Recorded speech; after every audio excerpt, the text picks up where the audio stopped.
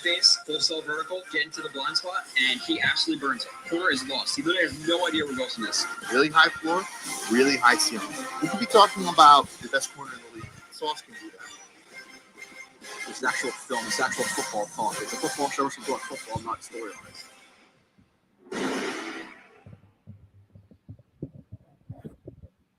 And you are listening to another edition of Blewett Blitz Live.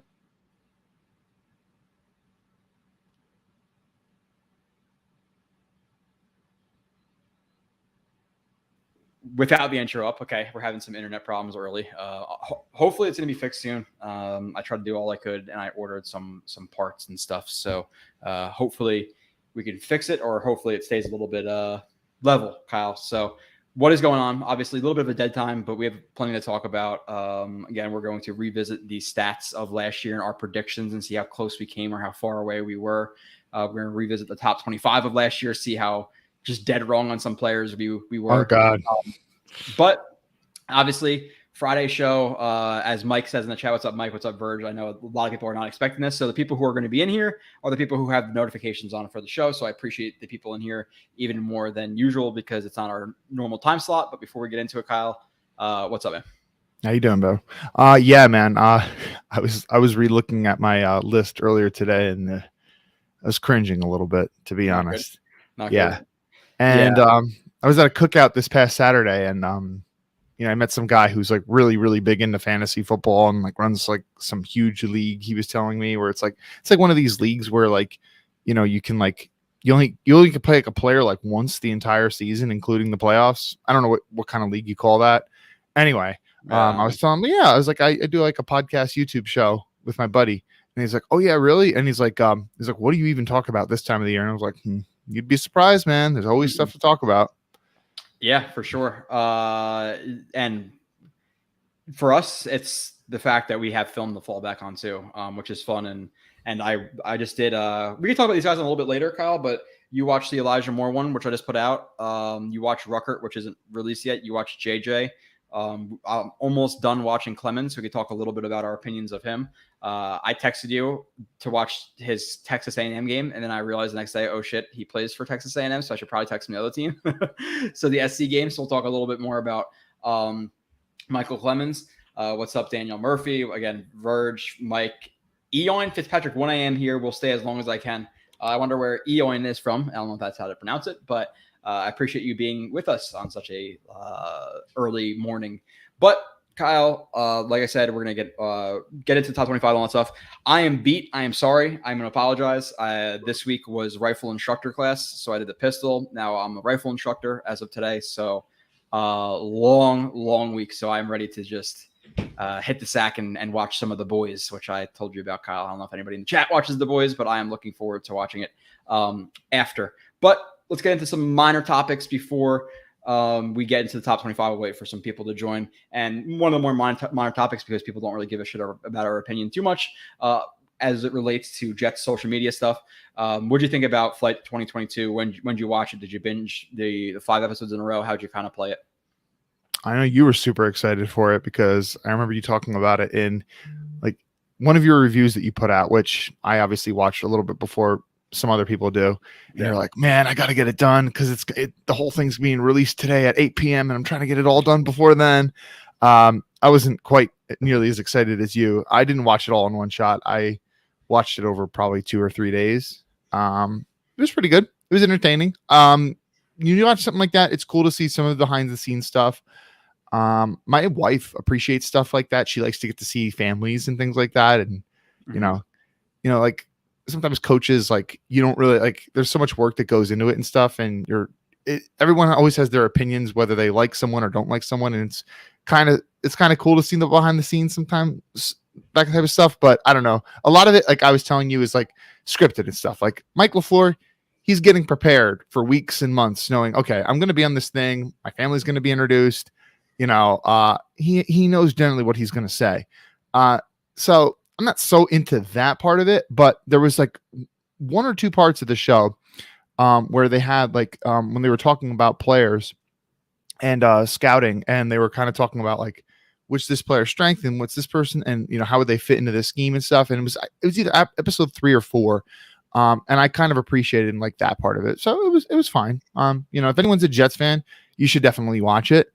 Like if you're a serious Jets fan, but to act like it was like, and to act like it's not as good as something like a Hard Knocks would be, for example. I agree. Because like Hard Knocks, the cameras are on all the time. And, when the cameras are on that constantly and stuff, the players and the coaches and whoever, they're going to be less prepared for, oh shit, I don't remember saying that, versus when this is something put out directly by the team of your organization, it's always going to be all positive, Yeah. Some of the stuff was interesting, like you said, like the behind the scenes, talking about like Laken Tomlinson, the call to JJ, the excitement that Stingley went at 3 was cool.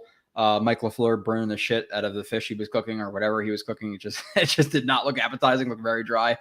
So maybe he should prepare a little bit better. Apparently he's not the best cook. But it was fun. Obviously it's a a little bit of a hype piece, but I think overall, like, I'm fine with the lack of a distraction from a Hard Knocks. So while I think the product for Hard Knocks is better, do we really need it? Is it adding extra weight to a player or like burden? Okay, they're gonna put this out, that out. I don't know. I'm fine with Hard Knocks staying away a little bit. But and another thing about it, like, it was cool like seeing like Schefter talk about Jets fans that that he has in his life, and he's kind of excited about the city, whatever. Obviously, like you said, it's going to be a little bit of a hype piece. But the one thing that was really emphasized in that show, Kyle, was like how much they want guys who like grind and strain, and how much they love football and all that stuff. And I think that was really, really emphasized. So that can bring us into a topic later about one Mr. Mekhi Becton, because I wonder how you feel about it. I know how I feel about it, but we need to hit on that too. Sneakers and Boots says they released a bonus video with LaFleur breaking down the playmakers. I'd like to see that. Hello, Bus. 24 watching, only 10 likes. It's okay. We're early, Chris, and I think this is our first ever Friday stream, so people are not expecting. I don't think that's true. Well, it's definitely not true if we include the NFL draft. True. Yeah, but I think we've done a Friday aside from that too. Kyle, what's up with our Nets, bro? Kyle does not like the Nets. I like the Nets. I don't know what's going on with the Nets. I can tell you that if they get rid of KD, Kyrie, and the happenings of all of that would be, their highest accomplishment is getting to the second round of the NBA playoffs. When you have Kevin Durant, Kyrie Irving, and James Harden on your team, I will be very disappointed. But at the end of the day, basketball, I like basketball. I've fallen a lot out of favor with basketball the last couple of years and how they play. And let's be frank, how much bitches some of these guys are in terms of like, charges and blocking fouls and faking, falling down. I don't love that stuff. So Joe, my man Kyle coming correct with that wrinkle-free shirt. Kyle, just talking about it. Kyle actually took a nap and then woke up and put on a polo just for you guys. So listen, the only reason I was taking a nap is I didn't even, Mr. Blewett didn't inform me that we were doing a different time than usual. So I was like, oh shit, well, I better go and take a nap then. Yeah, no, like I said, the rifle course is like rolling around in mud and dirt and shooting from different angles and upside down and up through your left eye and you're on your left side. It was. Wait, you're shooting upside down? How does that work? Like you hanging from something? You got to shoot upside down? You can maybe not necessarily. I'm obviously exaggerating a little bit, but like there are situations where like you're literally twisted like this. The gun is like kind of like you're barely looking at it, and you're shooting from like 75 yards, and it's like it was a really good course. It just what kind of rifles are you guys shooting? It beats shit you. Basically AR-15s. I have a Colt Defense M4 carbine that I used, so it was fun. It was a good time. I'm definitely excited to be done though. I'm excited to chill a little bit. How did Kyle's 8th grade girls basketball match go? All right, hey, we got an update on that. So the Ant Prodigy guy who comes in this chat sometimes, who's like 6'5", we beat him. 2 of his boys, and by the way, they kind of like cheated a little bit because they subbed a guy in like 2/3 way into the game. They subbed a fresh body in, and we still beat them. Right, and these are like 3 males who are like 6'5", 6 feet. Can jump out of the gym, and we beat them yesterday. I'm very proud of you, Kyle. By the way, Ant Prodigy, he had a chance for a game-winning shot in my face. He didn't get it, and then he tried calling a bitch foul on me, which was not a foul at all. Wow. And then we got it, and we put it up and won. And this was how old were these kids? They're juniors, so like 17. Okay, I'm sure. I don't know how good. Come on, dude. One of the players on our team is 50, and the other one's 40, and I'm 32.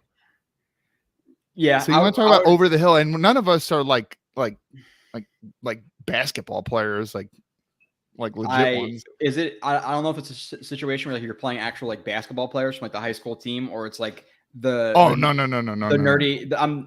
Not Ant, but like the nerdy kids who like to kiss teachers' ass, and like for some reason they're playing you, and they're obviously not going to be as good. You know, typically teachers' pets aren't necessarily the best in athletics. So I would like to see their skills myself and determine how really good you are at basketball, Kyle. Because to me, you are very boxy, and I don't think you're unless you're like just you're gonna park it down low like Elton Brand or Ben Wallace or something like that. I don't really know your use.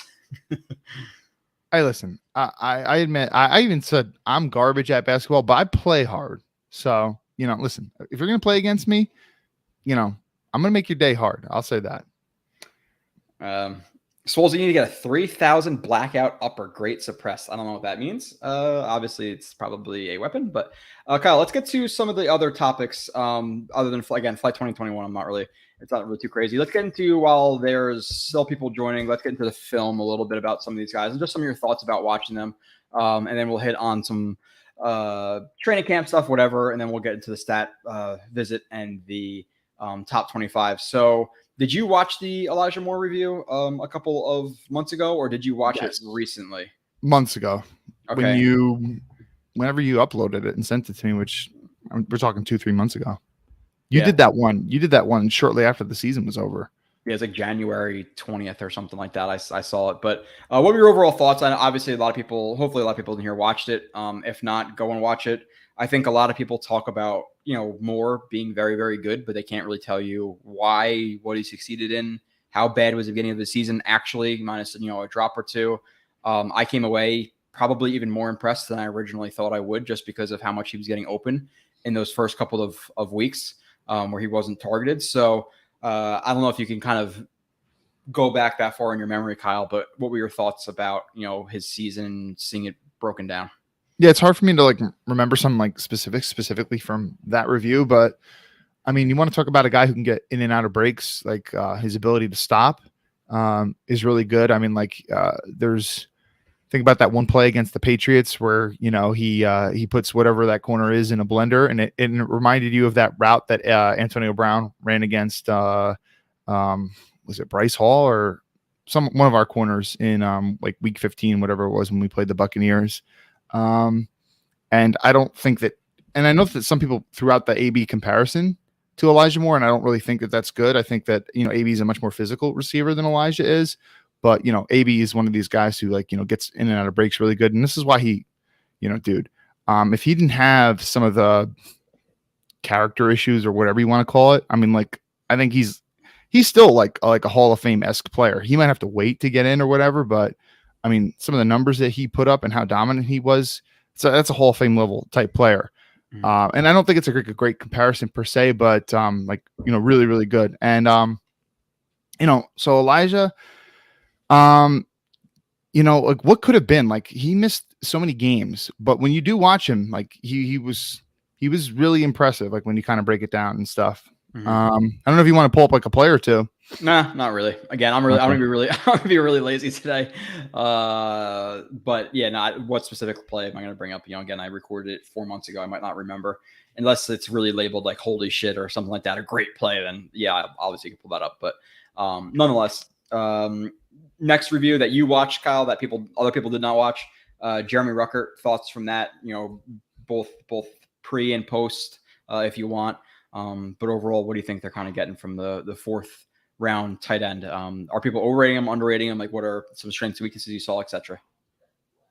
I would say that he's probably a little bit underrated. Nationally, I mean, it seems like Jets fans might not be underrating him because there's many reasons to root for him, being that he's the hometown kid, so to speak. But I mean, he slid to the bottom of the third round, and a lot of draft projection had him as a third round pick, and his stat line was nothing crazy. Being that I think your audio went out a little bit. Okay. So what I was saying is that I don't think Jets fans are underrating him, but nationally, because a lot of targets weren't really thrown his way. But anyway, so in terms of his strengths, one thing that was really apparent from your review, and I did notice it myself, but even more so after watching yours, he's really good in like split zone blocking. So like whenever this guy gets like a head start to attack his target in the run game, he's money. He lays people out. He's able to take proper angles because that's really important, right? Like, and this is something that like even Wesco from time to time can struggle with this.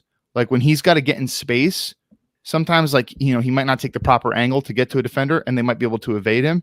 But, Rucker, sometimes like, he's able to, slow down and control himself, square up the defender and lay a nice block, and he'll lay dudes out. And definitely something that I noticed a lot on his film is, but when he's in line and he's directly across from a guy, he does struggle a little bit, and there's room to improve there, but it's definitely something that's concerning. Whereas, take someone like, it's almost kind of like, this is not a great comparison, but like JJ, like when he's in line and he can make contact on a dude like immediately, where he doesn't have to get like a running start, he's already really good in that aspect. Where Rucker, he needs to work on that a bit. And in terms of like his receiving skills, I thought you were really good at pointing out like how he needs to attack the ball more when it's in the air. Like sometimes he's too cool to kind of like let it come into him. I think another thing that stood out to me from your review was he's a little bit more of a little more savvy of a route runner than I had thought myself. So anyway, I did come away a little bit more impressed. I like the player. I like the pick. And in my opinion, like, would not even be surprised if by the end of this year, he's a more effective tight end that ends up playing more snaps than Uzama. I wouldn't be surprised. Yeah, you're not the high. I don't know. People can hear you fine, but you're really low for me, but I can still hear you. Yeah, I would say Rucker, I think he's a little bit overrated by fans in relation to his contested catch ability. I think he needs to go up and again attack that ball a little bit better than he does. And like you said, like split flow, that type of stuff, blocking in space, pulling into the alley, that type of stuff. I think he's pretty good at. Like you said, like angle blocking, down blocking, driving him. He's not as good, but overall, like you said, I think he's a little bit better of a route runner than I realized, both in terms of his ability to get out of breaks and not the most ideal situation in terms of like technical wise. And like in terms of getting off of or getting open in the zone too, I thought he was pretty good. So that was a fun review. I think that was about 2 hours too. So make sure you check out that one. Kyle, next one that we could talk about a little bit, again, just hitting him kind of basic. Germaine Johnson. So I was obviously, the guy who was really low on Germaine Johnson. Again, I think there's a much larger difference between me saying he's complete trash and saying, he's not a top 10 pick. I said since I watched him that I think he's not a top 10 pick. I think he should be in the late teens, early 20s. They got him at 26. It's a great value. I really like where they got Germaine Johnson. So I don't hate him. And I would say that watching the other 6 or 7 games that I did watch of him, I would say I was slightly more impressed. I don't think anything changed completely about my opinion of him.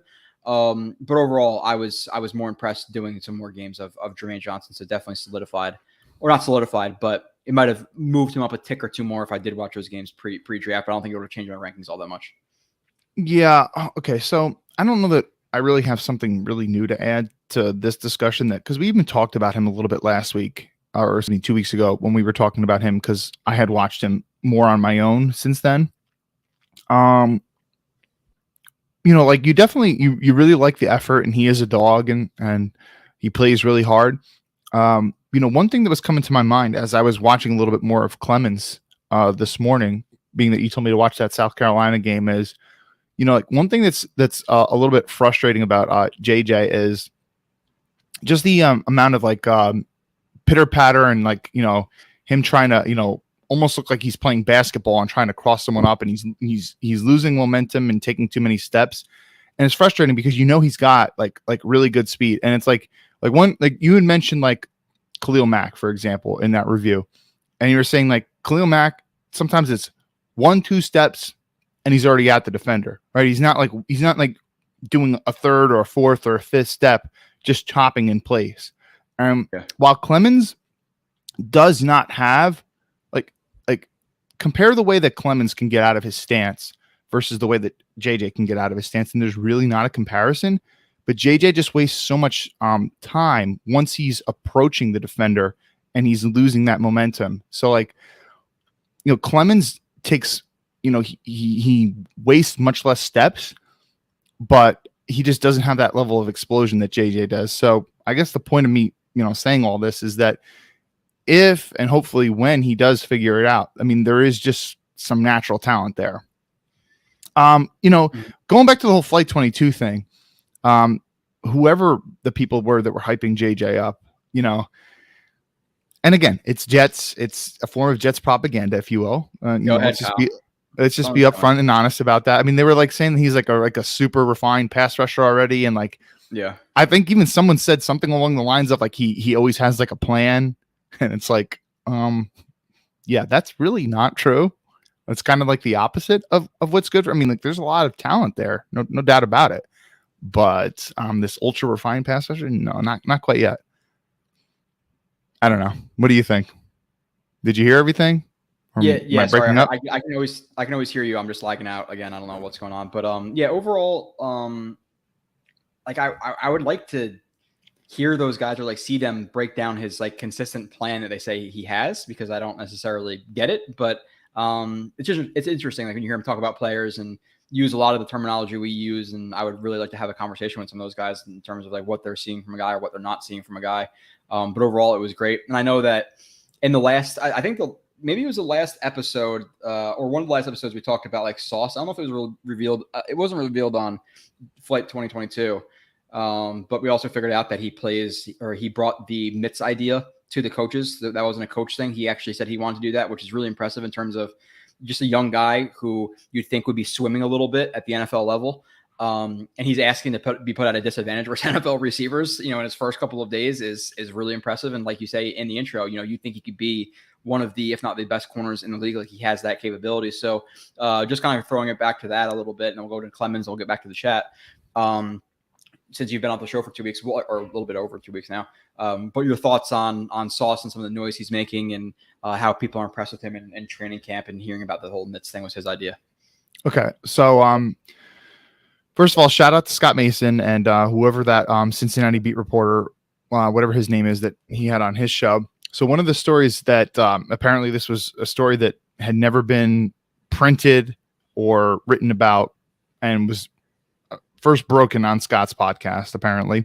But apparently, so Sauce was a criminal justice major at Cincinnati. And when the reporter had asked him, why are you studying criminal justice? Sauce's answer was basically just like, hey, listen, man, I'm just trying to get to the league. And they told me that this is the easiest, path to basically get there. Mm-hmm. Even though supposedly Cincinnati has one of the best criminal justice programs in the country. It's a really dumb, major. It's a dumb degree. It's yeah. Oh, dude, every cop that I know tells me that. Every cop. I would recommend, again, I don't know anybody in here in their future or what they're looking at. I would recommend one thing: if you are trying to get into that line of work, do not do that, because you go to the academy to learn the same stuff. You're better off getting business administration or something like that, or marketing, or a foreign language. Because like if you live in a community that, like, for example, has like a lot of Arab speakers or something like that, if you can speak Arabic, you can better communicate with the population in that city. That's what one of my cop buddies was telling me. Anyway, and it seems to make a lot of sense. But so first of all, I appreciate Sauce's honesty, because so many times when players are dealing with media, it's all these canned, just saying the right thing type answers. So I like that level of honesty. But even more so is like, okay, this guy is a guy who's got football on his mind. Like football is his top priority and stuff. Like he wants to be a great football player. And if I'm a fan of a team that's paying a dude, tens of millions of dollars, I do want football to be his top priority. Of course he can do other things in his life and stuff, but football has to be important, because there are way too many guys who are extremely talented that just don't care enough about the game. So it's cool that, Sauce is saying, hey, listen, this is an aspect of my game that needs to be improved. Oven mitts, sometimes I have a tendency to get a little bit grabby. So, let me get better at it. And dude, we're here about, so apparently he had a pick six in a red zone. he picked off Zach Wilson, I've took it heard back all the way. Maybe or maybe not as pick six. You know how they run it back and people don't really go Yeah, okay. And who's going to actually chase after him and stuff? Yeah, sure, but whatever. Okay, he had a red zone interception. Cool. I wasn't surprised. I mean, dude, finally, and thank you. I think Nanny did the new intro. I say in the intro, right, that I could see him eventually being the best corner in the league. I truly do believe that. So I'm not really all that surprised, but very happy. Yeah, no, it's obviously there can't be too much negative to start, but you rather hear that he's kind of playing really well than getting toasted all the time. So it's awesome. So let's get into Clemens and let's get back into the chat a little bit, Kyle, before we get into Becton and we get into some revisiting from last year. So Clemens, again, I don't know if you watched the full review that I did. I don't know what you necessarily watched in terms of all the games. I told you again to go back and watch that South Carolina game because the first 5 minutes of the game, I probably recorded his first 10 plays because he was just absolutely dominating. So what are your thoughts about Clemens, who, again, I think was a surprise pick in terms of just, how deep the Jets are at D tackle or at D end and the defensive line in general, that you figured that they'd be kind of happy with guys like Bryce Huff, Vinny Curry as the backups, and they bring in Clemens, high fourth round pick. And we hear that, he's boxy, straight line guy, aggressive, all this stuff. And did you kind of match that on film? And what'd you think about the review and etc.? Okay. So just for anyone listening, just to be clear, I have not seen Blewett's review on Clemens yet. That is to be coming soon. I've only watched him on my own and have had brief discussions with Blewett about him. So Blewett texted me the other day and he asked me, well, first of all, he said, I know. I know. Well, let's talk. Did you watch Clemens T&M game? I'm like, what? T&M? And then he's like, oh, sorry, Texas A&M. And I'm like, I'm still confused. He always plays for Texas A&M. And then he says, Jesus, oh, my bad, the South Carolina game. And I assumed that I watched that one already. Mm-hmm. So then I had to double check. So I watched it this morning, rewatched it. Or actually, no, I didn't rewatch it because I didn't watch it before. I just thought that I did. And Joe said that every play is solid. So I'm watching it this morning. I was like, okay, he said every play is solid. And I see that every play, especially at the beginning of the game, was definitely solid. But I got the impression, and this is why it's interesting, like sometimes when you read something in a text versus like having an actual conversation with someone, a little bit can get lost in translation. I see the solid part, but based off of like the fact that you were asking me and telling me to watch that game, I thought he was going to be like extremely dominant. And I didn't see that. Like I saw like some really nice plays. Like he had this one like really nice cross chop, which he got in for a sack. He was bullying the shit out of a tight end at various points and stuff. There was a couple times when he was able to, maintain his, I wouldn't say he was like two gapping or whatever, but he's maintaining outside leverage, C gap. And then he's able to, shed the tight end off and shoot in the B gap and make the tackle.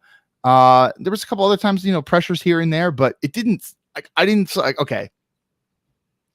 And yeah, he's playing really hard and stuff, but here's another thing I thought of too. Like, so there was one time when he was like, you could say like wide 9. He was like really out there, and the tackle did like a 45-degree set, kind of like George Fant. And if Clemens had wanted to, and if Clemens had the good quick change of direction, he could have easily shot inside. I don't think he went inside enough, to be completely honest. Yeah, that's what I'm saying. Like, so with him, he's a poor athlete. If I'm just being honest, Michael Clemens is not a good athlete. He just isn't. All right. The dude plays hard. I'll tell you one thing that impressed me about that game more so than his other games. If you watch some of his other games, his pad level is inconsistent sometimes. He's a tall dude. He has a tendency to get a little high sometimes. In that game, he had good pad level and he was getting under the offensive lineman consistently. And when he has good pad level, his bull rush can be pretty impressive because he's a dog. And then he when he lays his head into the offensive lineman and then he extends those long arms afterwards, like he can move dudes. But when the pad level is not very good, it's like but anyway, so the tackle like 45 degrees set him and he way overset in my opinion. Now, if Michael Clemens had like a quicker change of direction, he could have easily shot inside and gotten a quick pressure on the quarterback. But instead, like he just kind of like got totally washed out because like he doesn't win inside enough. But it's kind of like him being a limited athlete, and if he has to take, if he doesn't win quick, like off initial contact, him kind of bending the corner and getting around is not so great. I'll tell you this too. There was one play. I didn't screen grab anything where he showed like pretty good. So Blewett, one thing I've been noticing about when you've been breaking down pass rushers lately is you've been emphasizing ankle flexion a little bit, and which basically, and correct me if I'm wrong, Joe, is when you describe like a defender's ability, not just bend per se, but their ability to turn their foot and actually like start to bend towards the quarterback.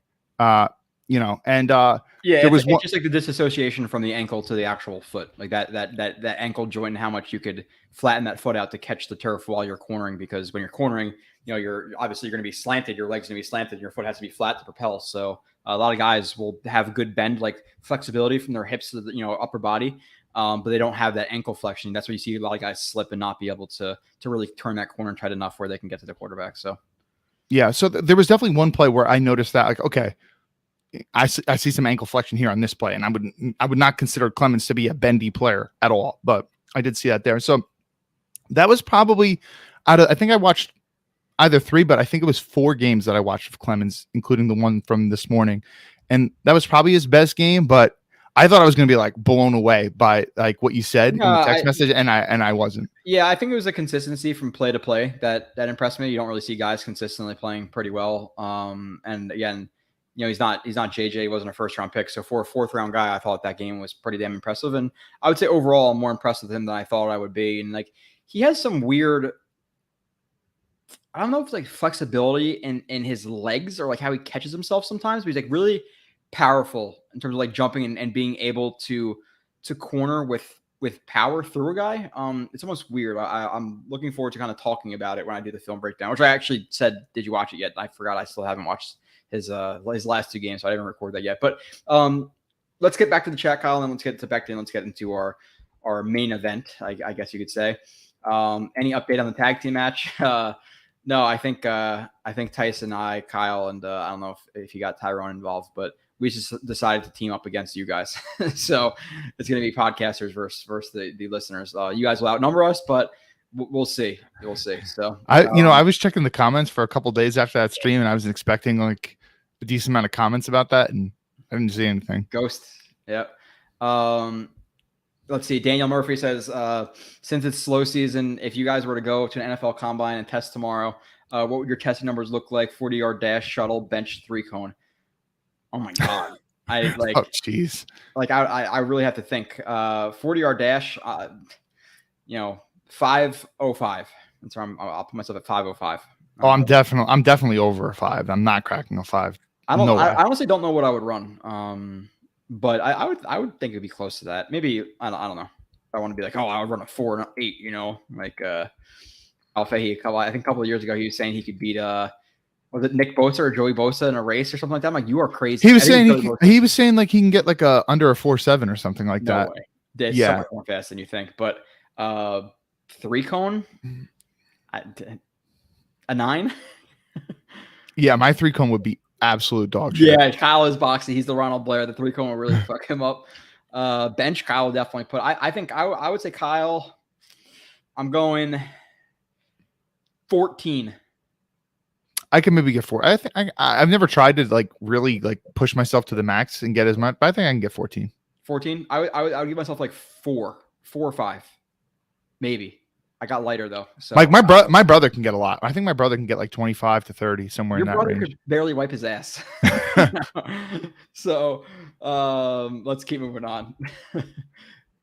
AB cooked Hall. Oh my God. Yeah. Hall got cooked quite a bit at the end of the season, to be completely honest, even by guys like Gabe Davis. So I was a little bit down on his end of the season. Jets gang, or Jets. I said Jets gang. Jets gang says Jets. What's up? We have a bunch of cheap sex and Tinder and stuff. So that's great. If you guys want to click on that, go ahead. Let me see. Good evening, Hawk. Ben Collins, didn't miss much yet.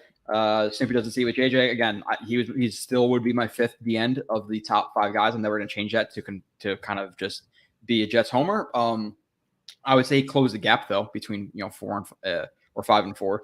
So Swolzy says JJ's approach to being a locker room guy and the way he interviews is really good. A bit overlooked in the evaluation process, which I think is something that we've kind of maybe emphasized. I think you think it means less than I do. I would say, just guessing.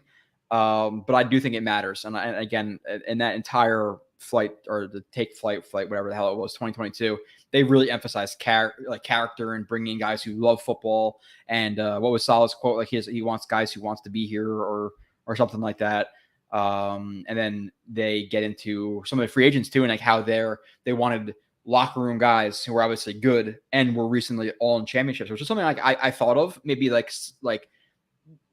thought of like passingly, but yeah, like all like Laken Tomlinson has been to a Super Bowl. DJ Reed has been to a Super Bowl. Whitehead has won a Super Bowl. A bunch of Uzama Super Bowl last year.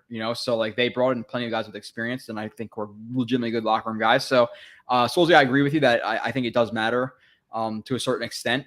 How much, I don't know. I think Kyle thinks again it's less than I do, but. I think it matters. I definitely think it matters. I mean, especially since a lot of those guys that you mentioned too, like Tomlinson, Reed, Uzama, all those guys been to the Super Bowl, but they didn't get the ring. And that feeling of getting close, but not actually getting it, that they have to be a little bit pissed and wanting it more. Yeah. So what's up, Steven Angle, Iowa Jets fan? Oh, Iowa. I forgot to post the link, but he's trying to, I don't want to get GoFundMe, whatever, but he's trying to get some money to get to the Jets home opener. So I'll throw it in the chat or in the description next week because I know you're a good Jets fan and I want to get you out to the game as long as you plan on stopping by the massive tailgate. I know a lot of people are doing the tailgate and they're doing like the lounge or whatever. Me personally, I want to be in my seats. I want to be probably, I would say the best seats in the house for me personally are 50-yard line, first row in the second mezzanine. That's probably the perfect seat in the house to me. So I don't want to be low and like that. I like the environment of the crowd. Again, I don't know if it's like in a box or whatever, people talking, I rather watch the game, I know Kyle's the same way where he doesn't like to bullshit during football games. No, dude. And truthfully, and obviously, very few, very, very, very few people in the world percentage wise watch more football than you as attentively as you do. But I don't know how you drink all that beer and go and get all those refreshments and stuff. Cause you miss a couple plays when you do that. I don't like to even miss one play. That's why so the thing, the sober me says, yeah, I completely agree with you, but the drunk me says I want some more beer. So, and to me, it's like, okay, typically the Jets are losing, their ass kicked. I'll usually get a beer or whatever. And I always know that I'm going to go back and watch it. So like they're getting blown out, they're losing. I'm like, I'm going to have to watch this play 10 times over, this play 10 times over, this maybe not 10 times. It's probably a little bit of a over exaggeration. But yeah, no, I have a good time at the games. That is for sure. I thought Kyle maybe would leave this venture of this live stream after a couple of games last year, but he's still here. So I appreciate that. What is up, Buffalo Jets fan? Go check him out. You didn't really think that, did you? No, I'm kidding. Oh. And if you did, I wouldn't give a shit because then, fuck you. That's how I live. But I'll be sad though, Kyle. I'll think about it for a couple of minutes. I'll have to find a new podcast partner, maybe one who didn't ditch me the first time. Shots fired. Guilty as charged. Guilty as charged. It's okay. We're here now. So Thomas Cahill, Jets Chaos, Jeremy with Hot Sauce Guy. I don't know. Let's see.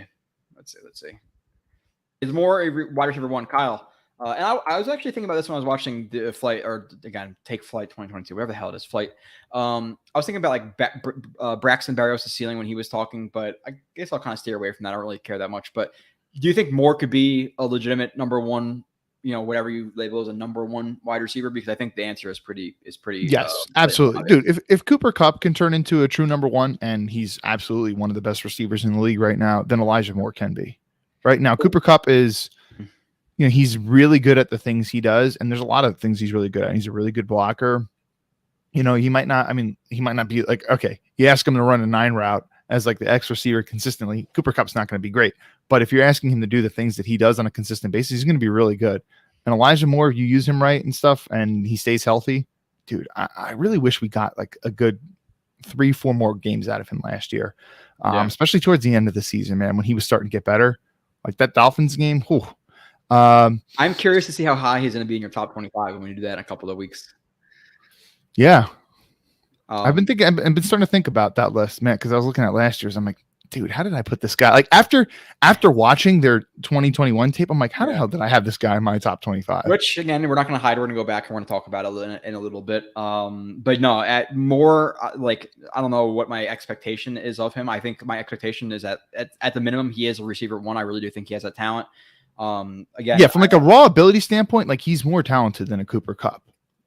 Yeah. I like his ceiling. Like he could be a top 10 receiver. Now, am I going to expect that? No, but what's holding him back from being like physically and even with his route running? Like it's not like you're just taking a shot in the dark. Like hopefully he improves technically. Like he's already pretty good technically. You know, yeah, he's short, but he can go up and get the ball. And listen, like everybody's gonna have their different strengths. Like Calvin Johnson and Julio are different than AB and Elijah Moore. Like you're gonna use them different ways and expect different strengths and weaknesses. But overall, I think Moore will be a receiver 1, and I think for his ceiling, like this is a player I'm really high on. Obviously, assuming he can stay healthy, I think anything less than like being like a top 20 guy at his prime, I think is a disappointment to me personally. I don't know if you feel the same, Kyle.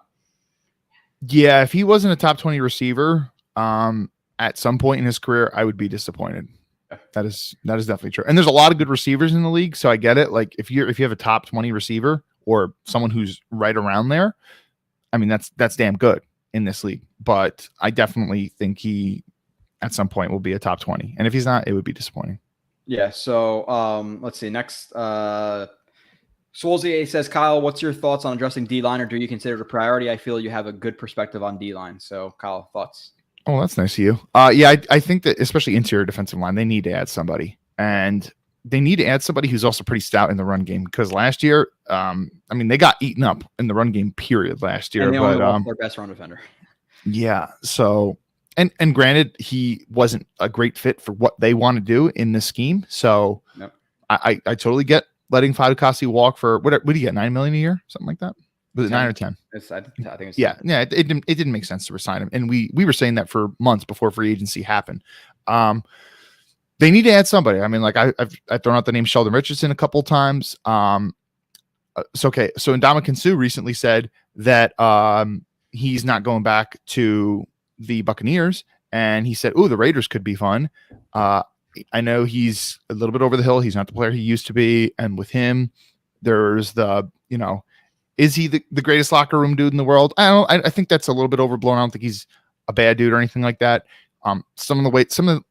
He's super competitive, and that leads him to do stupid things on the field sometimes. But I think adding him dissipated a little bit the last couple of years. Yeah. Oh, he's not anywhere close to the same player he used to be. But again, with an older player and the way that the Jets rotate their D line, listen, when he was with Miami on that huge astronomical contract that they signed him to, where he was getting like way more than he was getting like quarterback money at a point. If you look at that contract from back in like 2015, he was playing 80+% of snaps. Yeah. For the Dolphins. Yeah. He's not going to come anywhere close to that with the Jets. So, but I think he would also be like a player like him could be, and he's kind of a unique player too, because sometimes they'll put him out as like a 5 technique sometimes and just ask him to, bull rush and collapse the pocket. And he can do that pretty well. Maybe not so much anymore, but he's done that at various points in his career. So they do need to add somebody for sure. That is definitely a priority. And yeah, so somebody just said something about Ogunjobi. Where did he sign again? I saw that he did sign. Our week 3 opponent. Okay. Yeah. And we were wondering if that was the best signing anyway, because hit or miss, especially in the run game, Yeah, I would rather sign I like Ogunjobi, whatever, $8 million he got, but I rather sign a pretty much a pure run stuffing guy for $3-4 million than pay Ogunjobi, 8-9 just because of his strengths and weaknesses. And in terms of Sue, the thing is with him, I think he's going to want a certain amount of the snaps, and how much he's going to see with the Jets, maybe 50% at best. So how much you're going to pay him to see limited snaps? Because you're not going to play him over a JFM or a Q inside. So how much is he really going to play? So that, and I think he wants to play for probably a team who has a shot to win it all. So I don't think Sue will happen. A little bit disappointed about Larry Ogunjobi. I don't really know a lot of other guys out there. Obviously, you can bring up a list, but we'd have to research a little bit more. But yeah, I think D tackle's one of the bigger needs. I think we both agree that we first would prefer an offensive tackle, and then I think next probably linebacker, then D tackle, then safety. That'd probably be our top 4, I would say. So they need to add one. They definitely need to add one. So Ulbrich needs to be here for the year from sneakers to boots, and then decide to keep him or get rid of him. Kyle, if you could, look into your crystal ball right now, is Jeff Ulbrich the Jets DC in 2023? I'll say yes. I do think he will be. Number one, I don't think he's going to get a head coaching job. But yeah, I do. And one thing, his press conferences are a bit interesting. Like he does give you more than the average coordinator is going to give you in a press conference. Now that doesn't mean that he's good at all or deserving to be here, but we'll see how good he is this year. Listen, the Jets were not working with much talent wise last year. And it's hard to kind of, listen, talent is king in the NFL, right? Like, coaching obviously matters a lot. I think coaching probably matters in football more than any other sport. But, you'll see teams like, think about sometimes like when so for example, nobody's going to say so Bill Walsh, I'm trying to remember what was the coach in San Francisco that was his successor who had a better winning record percentage wise. Seifert, George Seifert. I'm not going to pull that off the top of my head right now. I think it's Seifert.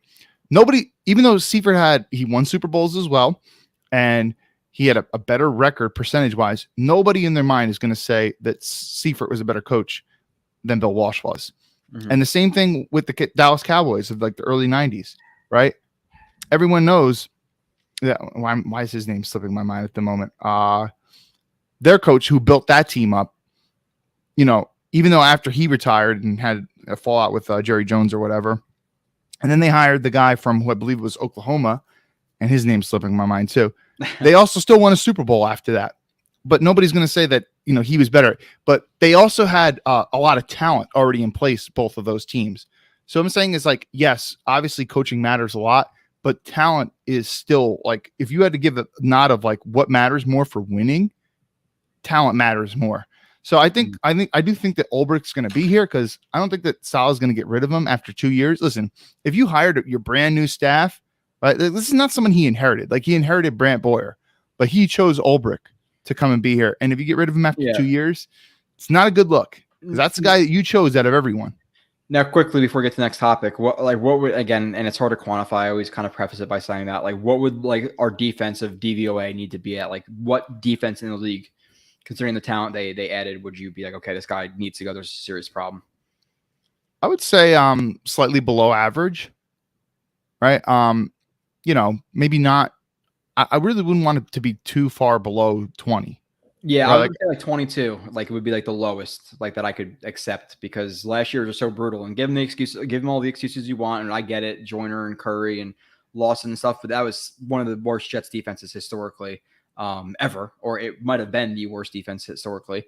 So there's no excuses, in terms of just being that bad. But Joe Grana asked, "Hey Joe, do you think Clemens' future potentially is moving inside, utilizing that strength similarly to JFM?" I don't. To me, Clemens is obviously a little bit lighter than a JFM, and I think if he were to gain that weight that JFM has, I think his athleticism would dip enough where he wouldn't be as effective as JFM. So I think he has some flexibility, like playing inside a little bit, stunting, things like that, being the guy who crashes down on stunts, just, wrecking havoc and things like that. But I don't think he's going to be a primarily inside guy. Kyle, I don't know if you see that as well.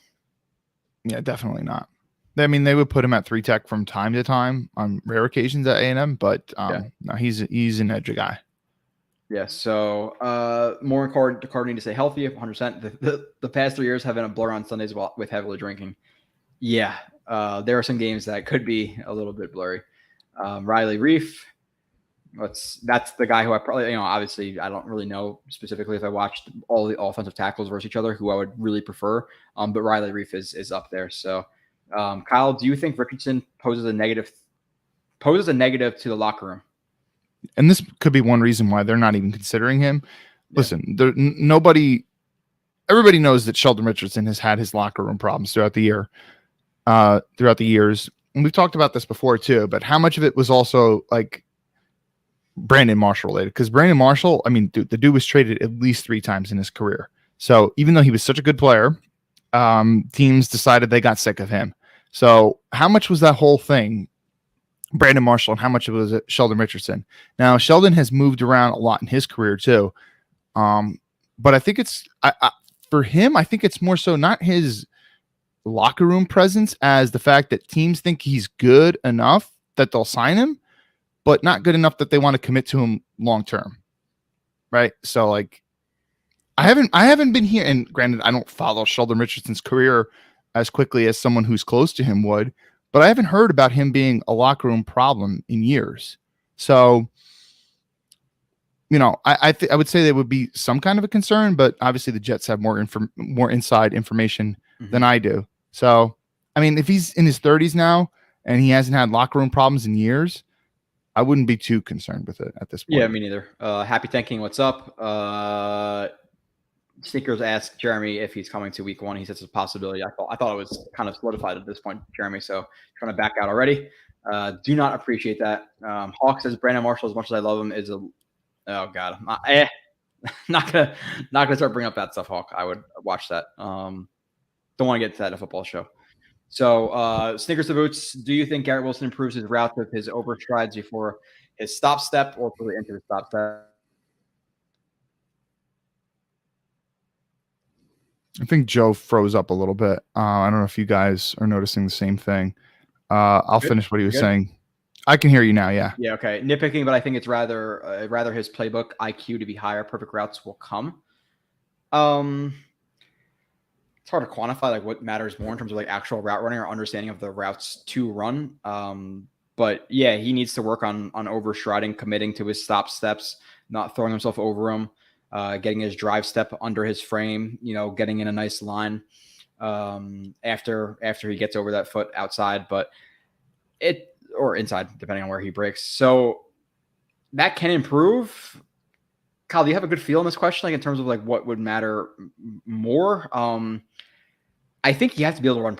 Well, it's hard because this offense is so reliant on receivers, like, you know, seeing a certain coverage and cutting their route shorter, things like that, a lot of option routes and that type of thing. So I think probably the understanding of the offense is more important in this offense than others.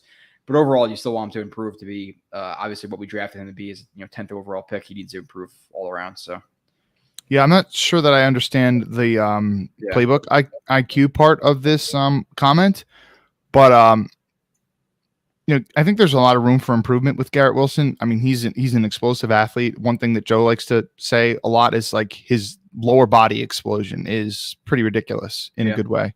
The whole thing, and I've said this numerous times with his route running and his overstriding, is it's such a big, like, that's just how he loves to run routes. Like, it is such a huge aspect of his game. Like, he purposely like throws so much of his body into routes. And the way he does it is with like doing long strides. Like if you watch it, it's almost like he's purposely doing it like that. It's not like I feel like when he's breaking, he's not like making a mistake and like, oh shit, I overstrode before I broke here. Like I think he's purposely trying to do it. And I know that Brian Hartline, his receivers coach at Ohio State, is supposedly one of the best receivers coaches in the nation. And it's hard to argue with that because they've had so many good receivers over recent years, and they're going to have another first rounder next year. Sure, yeah. But of course it can improve, no doubt about it. But I almost wonder, like, how much, like, will it ever be something where he's always in and out and, you know, minimizing some steps on his breaks, because it's something that he like really is like, he likes to do it a lot. So like, I don't know how much you can kind of like work that out of the system. And this is not a great direct comparison, but like, guys coming out of college, like for example, they try to correct Phillip Rivers' throwing motion. They try to correct Vince Young's throwing motion because you can't throw at the side with a sidearm at the next level. And it's like when a guy has something that's just so ingrained to like what actually makes them good, do you really want to change it? And to what extent do you want to change it? Like I don't know that it'll ever be something where it's not ever at least somewhat of a problem for him. if that makes any sense. Yeah, it's kind of all individual. Like, how much is he going to focus on that? Because I think his routes with his, like you said, the lower body explosion I mentioned a lot. If he's able to completely refine his technique and then take advantage of his explosion too, he could be a really, really explosive route runner. And he falls out of break. He's leaning out of breaks. Some breaks are rounded because of that overstriding, leaning out of breaks before he's completely basically over that stop step portion of the route. How many steps you're taking a gear down before using that pivot foot, drive foot, etc. So break, whatever. So let's get into Becton and Kyle. We'll get to the stats and like that. I gave my opinion last week about Becton. To me, again, I was a little bit concerned after his year one. Okay, is he going to stay healthy? Being injured a little bit more than you'd like to see in year one. Going forward, obviously year two, freak accident. We know the whole storyline at that point or at this point. And now you see a guy like Saleh who is not necessarily going out of his way, but continuously praising guys like Mims and their physical appearance and, best shape I've ever seen him in. From I think LaFleur said that. You have them praising Zach Wilson, and then they bring up Becton, and it's kind of we'll see. Like not we'll see. Like that's not verbatim, obviously, because I forget the quote, but they kind of they steered away from that topic. And they say that they expect him to be ready by training camp or whatever. So at this point, seeing a guy who might lose his left tackle job, was injured for a year, is hearing all the critics. I also want to get your opinion on the big bust shirt or whatever he was wearing. What are your thoughts? Because again, I think they kind of sent a message to him through the media. I don't think they're not backing him as strongly as they could. Again, a lot of these topics they could have avoided in terms of like questions being asked by the media if they just said, okay, yeah, he looks good. That's all they had to say, but they just didn't do that. And Saleh knows that those questions are going to be asked. So he definitely knows what he's saying and what that's going to result in. And then again, the big bust thing, I'm not the biggest fan of people who beat guys and are wearing big bust shirts. I think it's very childish, to be completely honest. It's not my style. I don't think Becton's ever going to be one of my favorite players. If he dominates with the Jets, fucking awesome. But to me, my concern meter, I think a lot of people want to crank it completely down to zero because they're Jets fans and they want to be positive. But let's not act like the warning signs aren't there right now. If you weren't to work out, like there's been a little bit more than you'd like to see from a first round pick a couple of years ago. So that's my personal kind of broad opinion. Okay, so yeah, here's some of my thoughts. It's certainly the most interesting story of the offseason. There's no doubt about it. So I was thinking about this after I had, heard the press conferences and stuff, and I was trying to gather together some of my thoughts, and I guess here's kind of where I'm at with it. Some players use criticisms and people talking shit about them, and they use it to push themselves to the next level. Take, for example, Michael Jordan, right? There's probably no better case scenario than him, right? Like, he was a great player. He always was. But if you talk shit like Gary Payton to him, he's going to take his game to the next level, right? And just go into insane psycho mode and become even better if that were possible. But very, very, very, very, very few guys have a mentality like Jordan. And there is a little bit of a Becton that seems a bit like a crybaby. And okay, so here's the deal. I can see the comments coming in now. Kyle calls Becton a crybaby. It's like, I would rather him work in silence. Take for example, 100%. Like, look at Zach Wilson's Instagram handle or bio or whatever the fuck it's called. It says something like work in silence, blah, blah, blah, blah, blah. Right. And generally, I think that that's a good approach that you should take in sports. Like, let's let your play do the talking for you. Right. And the thing is Becton proved that he has a legit place in this league year one. He proved that. But again, though, we're talking about a guy who could have Hall of Fame type talent, as the intro to this show says. Right. And he has come nowhere close to proving that yet. And he's basically not even played in over a full year at all. So the thing is this, when you put on a shirt like that, big bust, and you change your Twitter handle and it says big bust and all that kind of stuff, if Becton struggles this year, and by the way, he struggled in week one and he struggled in training camp, as we know, which, okay, we understand offensive lineman takes them a little while to get going. But now you're putting a target on yourself and you haven't played in a while, so you're going to be a little rusty. You start struggling early, and now all the haters, they're going to start to think, oh, yeah, I was right. And this guy, this big doofus, he was wrong. And if you start struggling and then you start reading their comments more, you might start to self-doubt yourself. Oh shit, I was talking shit. And maybe these guys were right. Maybe I am a big bust. Maybe I am, lazy. Maybe I didn't put in enough work. So I'd rather just truthfully, let your play do the talking, man. Yeah. I'm all about the play doing the talking. I don't like the quote tweets and the shirt. Just ignore it. There's plenty of people who support you. And again, it's very childish to me. So again, I'm never going to love it. Again, I think a lot of the young people oh, motivation. But to me, again, just I hate to be the get off my lawn guy, but shut up and play. I hate to be that guy, but here I kind of am that. And again, with Saleh coming out in the media, not really completely backing him, knowing what the media storm would happen after, again, he did not back him.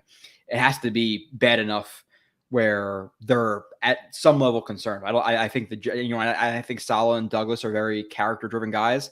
Do you think Saleh and Douglas, based on their personalities, would love seeing him come out in big bust shirts and things like that? I don't think it's the best look for him or just him in general.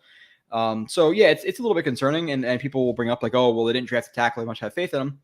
I think people look at that too black and white. I think it's okay, the risk of Becton being bad or good and Sauce versus getting rid of Becton for a later round pick or whatever, or whatever it might be, a second, whatever they would get, and Ekwonu. So I think they want to take the risk of Becton with Sauce. It's not just a player for player swap, because right now, Kyle, to be completely honest, if you could tell me, hey, swap Ekwonu for Becton, I'm doing it all day. At this point, let's be honest. So yeah, it's slightly concerning, and I think people who are saying it's not at all, I think again you have some green goggles on. I think you'd like to hear him come in and say, oh yeah, he's at his weight, and yeah, did the Jets do him a little bit of disservice by saying, okay, he'll be back in 6 to 8 weeks, considering how big he is and how long guys typically take to recover from that injury? Yes, they did, but the fact that it's almost July and they're still not really backing him in terms of his weight and stuff, and sending some mixed messages through the media, there's a reason for it. It's not they're not shooting a shot in the dark. So people are going to hate that. I think a lot of people agree with us though as well. I'm trying to look at everything from a realistic perspective and not try to be backing the players immediately. So I'm not a big fan. But would you compare it to someone shooting a basketball that isn't the way you would necessarily teach it but live with? To me, I think you're trying to talk about in terms of Garrett Wilson's route running. A ball, for jump shots, you want it at a certain release point, you want it quick, all that stuff. But if it goes in, it goes in. Sean Marion had one of the ugliest shots that I've ever seen. But with football, if you're not going to run your routes properly, there's no way you're not going to suffer. There's no way to get over that without having some negative effect on the route. So I would say it's more important than basketball, just somebody having a weird shot. Even though obviously you prefer, high release shot that's quick. You want dark out there, but it's a little different. I don't know if you have any thoughts about that while I kind of go down a little bit. I mean, it's just simple body mechanics. If you're overstriding, it's going to take you longer for your other leg and foot to catch up. And it's more space that you have to work with, so to speak. So it's just, to a certain extent, it's body mechanics. And of course it's going to slow you down. But I mean, the reason why he can still overstride and still get out of breaks pretty quick is because he just does have that explosion and that raw talent. So if it is improved upon, it of course his routes are going to get better. But it just goes to show how talented he is. So Maximilian asked, I just came in. Did you guys see the video of Zach Wilson today at Tight End University? He looks swole. Yeah, he looked pretty big. I saw him walking next to Josh Allen. That's probably the video you saw. Yeah, I did see that. Swolesy at this point. I'm just hoping that he's still I'm just hoping he still is nimble. I hope he's not putting on too much muscle and stuff to the point where he doesn't move as well. But I don't think it's going to be a problem, but I'm just hoping. Because he does need to get a little bit bigger. Cameron says, but I understand him though. It's nonstop criticism. You're an NFL player. You're on the Jets. You're going to get criticized. You have to be able to deal with that. You can't take it personally from an egg with 50 followers on Twitter. You can't be quote tweeting those people and say, I'm going to think about how much Kirk Cousins gets criticized. And I think people who were maybe a little bit indifferent to Becton, who see the big bust stuff and see him quote tweeting people and all of this, turns them off a little bit, where they're not necessarily going to root for him. So I don't think he does himself any favors. I don't think he's turning anybody by by quote tweeting people. It looks very childish. Like we don't, we're obviously tiny compared to Becton in terms of like viewers and all that stuff, but like we don't really subscribe to, or not subscribe, but like we don't quote tweet people and say, oh, the show is great and whatever, and you make your own show, and like again, he's 22 years old, I guess, but that's where I think he kind of brings the slander upon himself, Cameron, and that's what Kyle was talking about before. He kind of opening that door instead of just working and grinding in silence. People aren't really going to talk too much, but when you're doing all this stuff on social media, you're putting a target on your back. You definitely are. So, let's see. Becton is going to sit on Rich and me regardless of whether it's a bust or not. Yeah, that was the funny interview where he was like, why I was gone, So you say a lot of people support him. There's a lot who don't. Yeah, it's going to be with any player. So let's keep moving on, Kyle. Then we have to get into the stats and stuff like that, revisits. So let me see. You agree. Simon agrees. Let's see. I'm pretty sure if coaches had a problem with him wearing a shirt, I'm pretty sure they would have checked him on it before his press. Are you going to tell a player to take a shirt off? I don't know if they're, I think the media team is the one talking to him. I don't think that Joe Douglas and Saleh are prepping him for an interview, but they probably didn't even know he was wearing that shirt. So I am very, very confident, Kyle, and if anybody says, oh, well, how, I guess it's just a feeling, but I am pretty sure that a full grown adult like Robert Saleh and a guy who's very reserved and Joe Douglas appreciate a guy wearing a big bust shirt. I cannot see them smiling like, yeah, prove him wrong. Like a bunch of no way at all. And dude, I'm be honest, if this was 20, 30 years ago, I would say that there's a really strong chance that a coaching staff would come up to the player and be like, you better not ever wear a fucking shirt like that ever again. Do you understand me? But nowadays, players have more power in the league than they used to. So, while they certainly probably don't like that, I doubt that Saleh actually said something to Becton about it. Now, has your thoughts changed in who's going to start at left tackle? Because you were pretty firm on you think Becton's going to start at left tackle now. Would you change the odds on that a little bit? The thing is they keep talking about it being like a legit competition and that it is up in the air. And based off of, how the coaching staff keeps commenting on Becton and stuff, I tend to think that it is an actual possibility that Becton could actually play right tackle. But the thing is Fant doesn't even have a contract yet either. I would say yes, the chances of Becton actually playing right tackle as opposed to left have increased. I still would put my money on Becton playing left.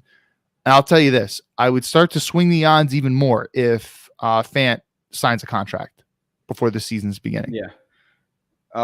Cameron's saying that we're not behind his phone. Suppose it was you, and he says we're insane. Again, I think that every NFL Becton, he's not in solidarity here. Like he's not the only one dealing with this. Okay. So this obviously Cameron is quite upset about the way we're discussing the Becton situation because he keeps commenting on it.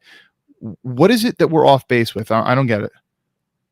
Like, what does he think that we're wrong with? Like he supports Becton wearing the shirt and stuff. So what is it? How can we call Becton a bust? I don't think anybody's calling him a bust. I think that there's some, again, red flags in terms of the coaches not supporting him publicly when they could easily just wipe out the whole entire media storm and ask him about his weight. If they said, oh yeah, he came in how we wanted him to, they clearly avoided that when they've been praising other guys. So you have to dig a little bit to kind of see that they're not comfortable or they're not happy with his progress in the offseason. Now, he went away for his wife's birth or the birth of their child and all that. Completely get that. But clearly they're not satisfied with him. Again, right. They're satisfied with Wilson. They're satisfied with Mims. And you see that very clearly in the media. Becton, it's just, push it to the side and hopefully comes back and ready for training camp. So, okay. So hold on a moment. So okay. So I teach history and obviously talk about politics and history a lot and stuff. And so we talk about rights. Does someone have the right to be a racist, or does someone have the right to be a sexist? Yeah, someone has that right. But if you do that type of stuff, you're an asshole and you're going to get blowback if you do that type of stuff.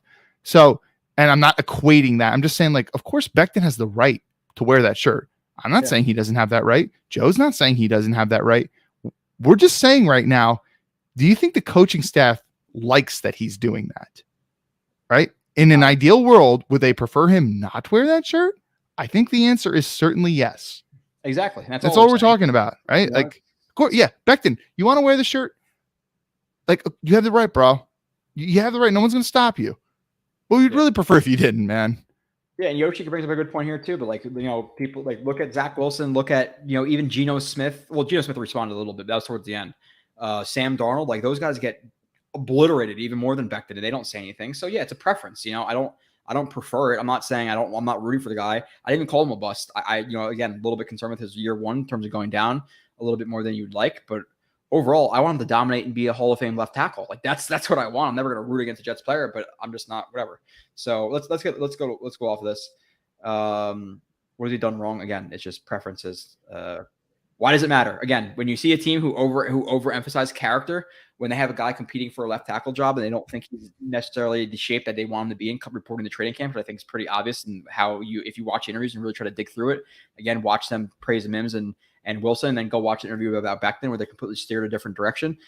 There's clearly something there. So I think that's blatantly obvious. So I think people who are saying, "Oh, nothing's wrong at all," the guy's wearing big bust shirts and going at the media and doing it's not a preferred situation. Cameron, I'll say this, and I'm pretty sure we agree on this point, Cameron, that I think that the criticism that a lot of fans are hurling at Becton is really unwarranted, right? Like he's a big dude, and I'm sure he wanted to be on the field at some point last year, but his body just wasn't able to get there. And the fact that everyone's calling him out and saying he's or a lot of people are calling him a bust and stuff like that, I think is crazy in my opinion. So I think that some Jets fans are being really impatient and not really realizing, like, hey, listen, injuries sometimes are out of a person's control. So I think that a lot of the criticism of him is unwarranted. But all we're doing right now is criticizing how he's responding to it. We're not criticizing Becton's lack of drive to want to get back onto the field. We're not saying he's not working hard enough to do what he needs to do to take care of his body to get back on the field. Joe and I have never said something like that. All we're saying is, like, dude, like, ignore some of the idiots out there, because there's a lot of idiots out there. Oh, there are plenty of them. Like again, he has a volume times 1,000 than I do, but don't really respond to people unless I've had a beverage or two. But he's also getting paid millions of dollars, and he has to understand they don't quiz you, but they drill into you in terms of like the media, how to handle them before you even go out onto the press conference, stage or whatever. They prep you on what they think they're going to ask you, all this stuff, how to answer it. And it's not the best look. I'm not concerned. I'm not saying this is the reason he's a bust or anything like that, but like, so yeah, it is what it is. But Kyle, let's get into revisiting again. Now there's going to be, Blewett thinks he's a bust. It's not that. I just don't prefer how he's acting. That's what I'm saying. And I think there are some red flags there. Now, how big that red flag is, that's for you to determine. But let's get into some of the. Do you want to do? Because I think we're going to end at about 10, Kyle. Again, yeah, that's fine for me. But do you want to? How do you want to do it? Top 25? Do you want to just go through like 5 at a time and kind of see, evaluate it in stacks? Yeah, that sounds good. So give me your 25 through 21. Okay, let me pull that up. All right. Okay, so 25 through 21. Okay. Jeez, I feel really bad about this one. I had Ty Johnson at 25. Okay, he didn't make mine. I had Gerard Davis at 24. I had him at 21. Okay. I had Justin Hardy at 23. Okay. I had Bryce Huff at 22 and Tyler Kroft at 21. All right. So I had Joyner at 25, which obviously he was hurt, so we don't really know what he could have been. Tyler Kroft at 24, which I think he disappointed to that. I had Michael Carter, I guess the running back at 23, which he performed better than that. But again. Okay. So Joe cut out. He'll probably be back in a couple seconds, but in case he isn't, I'll fill the dead time. Just for the record, I do not have Michael Carter on here, which the fact that I have Ty Johnson on here and not Michael Carter makes me feel really bad. Joe, are you back now? Yeah, I'm good. So, like I said, Joyner, Kroft, Michael Carter, Vinny Curry, Gerard Davis at 21. Obviously, Kroft disappointed, injured a little bit in the year. Joyner, obviously, didn't play really more than like 10, 15, 20 snaps, whatever it was. Vinny Curry didn't play, and Jared Davis was one of the biggest busts And something that's a little bit concerning, obviously every player is not going to work out, but when you hear about them being such linebacker gurus and you have a linebacker who they signed who has a lot of, I guess it's like untapped potential in terms of like his physical makeup, he completely busted. So pretty bad. Let's go through your 20 through 16, Kyle. Okay, 20 I had Shaq Lawson, 19 I had Bryce Hall, 18 I had Keelan Cole, 17 I had George Fant, and 16 I had Sheldon Rankins. I think those are relatively on point, right? I don't think those were that bad for how these guys performed. Yeah, Fant would probably be higher, if we were, Yeah. But yeah, I don't want to like spoil the upcoming list, but anyway. No, it's okay. I had Shaq Lawson at 20. Again, Michael Carter should be above him. I would argue that probably Vinny Curry, even really looking back at it, if Vinny Curry were to be healthy. I had Zach Wilson at 19, and I think that's about fair for how he played in his rookie year, probably if not a little bit lower. Keelan Cole at 18, Denzel Mims at 17, Bryce Hall at 16. Obviously Mims disappointed a little bit to the 17th ranking, and Keelan Cole even for the 18th spot. We're pretty bad before the season. I don't think they're that terrible of rankings, but what are your 15 through 11? And then we're going to get to stats too, which is always fun because I think some of them we're actually really, really close. So yeah, some of them, and then others way off. So 15, Conor McGovern, 14, AVT, 13, Morgan Moses, 12, Denzel Mims, and 11, Zach Wilson. Okay, so you got hammered on Zach Wilson and Mims there. Those were very, very off. But again, I don't really blame you for thinking that those guys would be as good. Again, I think maybe Zach Wilson his rookie year, that's probably a little bit high to expect that, especially coming from BYU. But nonetheless, my 15 was Fant. I had Fant Moses, which I think was fair. I think obviously now Fant would rise up that rank. So Fant, Moses, McGovern, AVT, 4 offensive linemen in a row, and then Crowder was my 11, who really disappointed last year. He didn't make as much of an impact as I thought he could. I still think he's a good slot receiver, but it just didn't work out in Mike LaFleur's offense. So it's obviously he disappointed to that 11th ranking. Give me your 10 through 6, and then we'll get through the top 10. We'll go to the stat revisit, which I think is going to be a little bit more interesting. Okay. So 10 I had Crowder, 9 I had JFM, 8 I had Fadakasi, 7 I had Elijah Moore, and 6 I had your boy Marcus May. I think that's fair, right? Like to where how they actually played. Maybe May would drop a little bit, but I had May at 10, JFM at 9, Rankins at 8, which is a massive miss over JFM, to be completely honest. I had Elijah Moore at 7 in his rookie year, which is obviously speaking to how highly I viewed him coming out to Ole Miss to be the 7th overall best player on the Jets his rookie year. And I think he probably outperformed that almost. We'll see. It's kind of interesting to talk about those guys again. And then Fadakasi was my 6th, who disappointed because he wasn't used correctly, which is one of my biggest problems with the coaching staff. Yep. Okay, so you want to do 5 through 1 now? Yeah, 5 through 1. I'll go first. Corey Davis was my 5. Mekhi Becton was my 4. Obviously didn't play, so we didn't get to really see that. Corey Davis for 5th, disappointed a little bit. CJ Mosley is my 3rd. Carl Lawson was my number 2, and Quentin Williams was my 1. Who you're missing 2 out of your top 5 players. Corey Davis disappointed. Fadakasi wasn't used right. CJ Mosley was working by himself. Like the top 5, really, really disappointed on the Jets roster. Yeah. So we're pretty similar there.